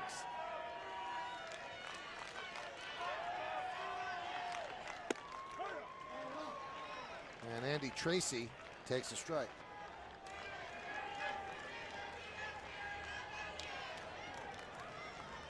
Good numbers at Lehigh Valley. Must not be a great thing to be a first baseman in the Philly system. You got Ryan Howard standing in front of you.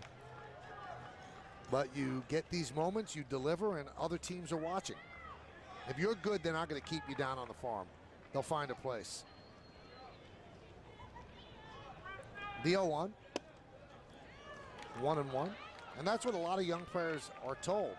You know what? Derek Jeter's here. You're a shortstop in the Yankee system, but you got to play hard because the Yankees could use you for a trade and you'll get to the big leagues in another way. They're not going to hold a guy down that could play out of spite.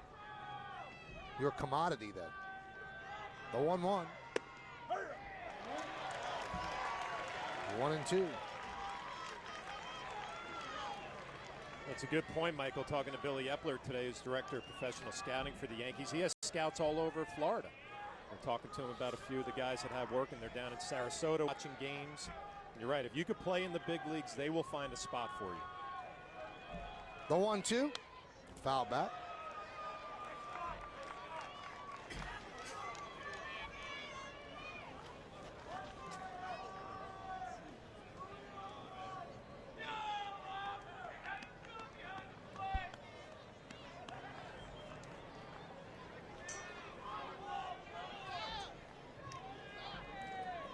Valdez is at second. Bo Cox at first. 1 run already in. 7-5 Yankees, top of the ninth. The 1-2. Tracy goes down swinging. 2 away. Good fastball from Whelan. You love his last name, and you love the way the ball jumps out of his hand. Climbs the ladder a little bit.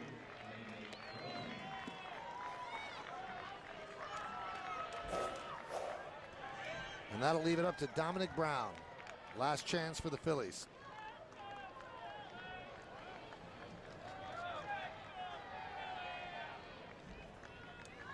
Told you Whalen had a lot of strikeouts, about a strikeout and a half per inning in the minors last year.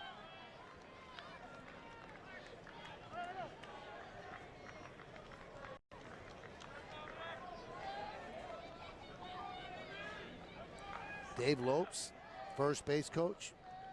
So good with base runners. Story about Lopes in Sports Weekly. And he said, you're going to see a lot more stolen bases by teams. He said, because teams aren't hitting as many home runs. And he is really, he's into timing pitchers. He's such a great base runner, Davey Lopes was with the Dodgers. And knew how to steal bases, knew how to read pitchers. 1-1. The general feeling, though, is if you don't steal 75% effectively, then you really shouldn't be running. And a lot of teams are around that 70%, 75%, so you'll see more teams run. The Yankees had a very good percentage last year. And that's a home run hitting team.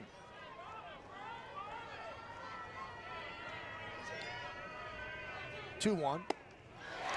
Well, this kid has some electric stuff. He's throwing it past people. 2-2. 2 balls, 2 strikes, 2 outs, 2 on. Yankees up by 2 in the top of the ninth. He's had some success with that high fastball. Does he decide to go back up top with Brown?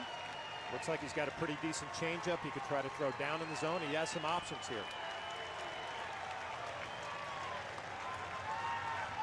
And the pitch. So the count 3-2 with 2 outs. The runners will go.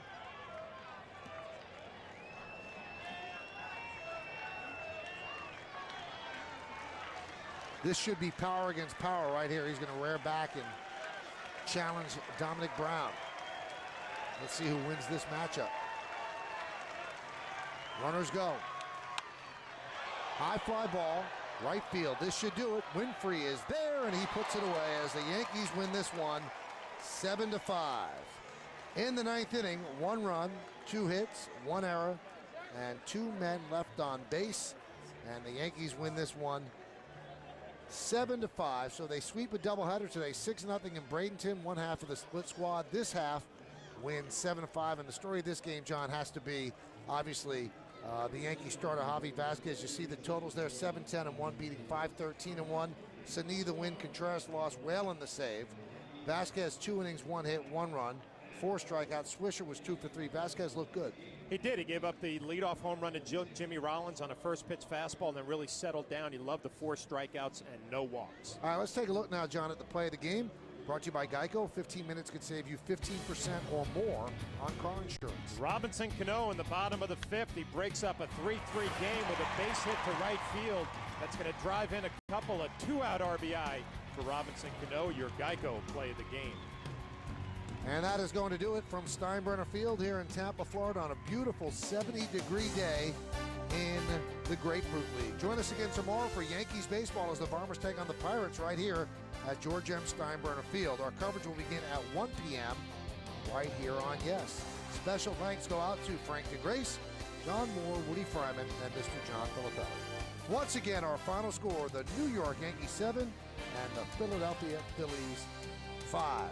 Some big hits. Nick Swisher had a couple. Nice pitching by Javier Vasquez, and a good day overall for the New York Yankees. For John Flaherty, I'm Michael Kay saying see ya from Steinbrenner Field in Tampa, Florida. Have a good afternoon, everybody. So long. They're ready for a new season, and so are we. MLB Network hits the road.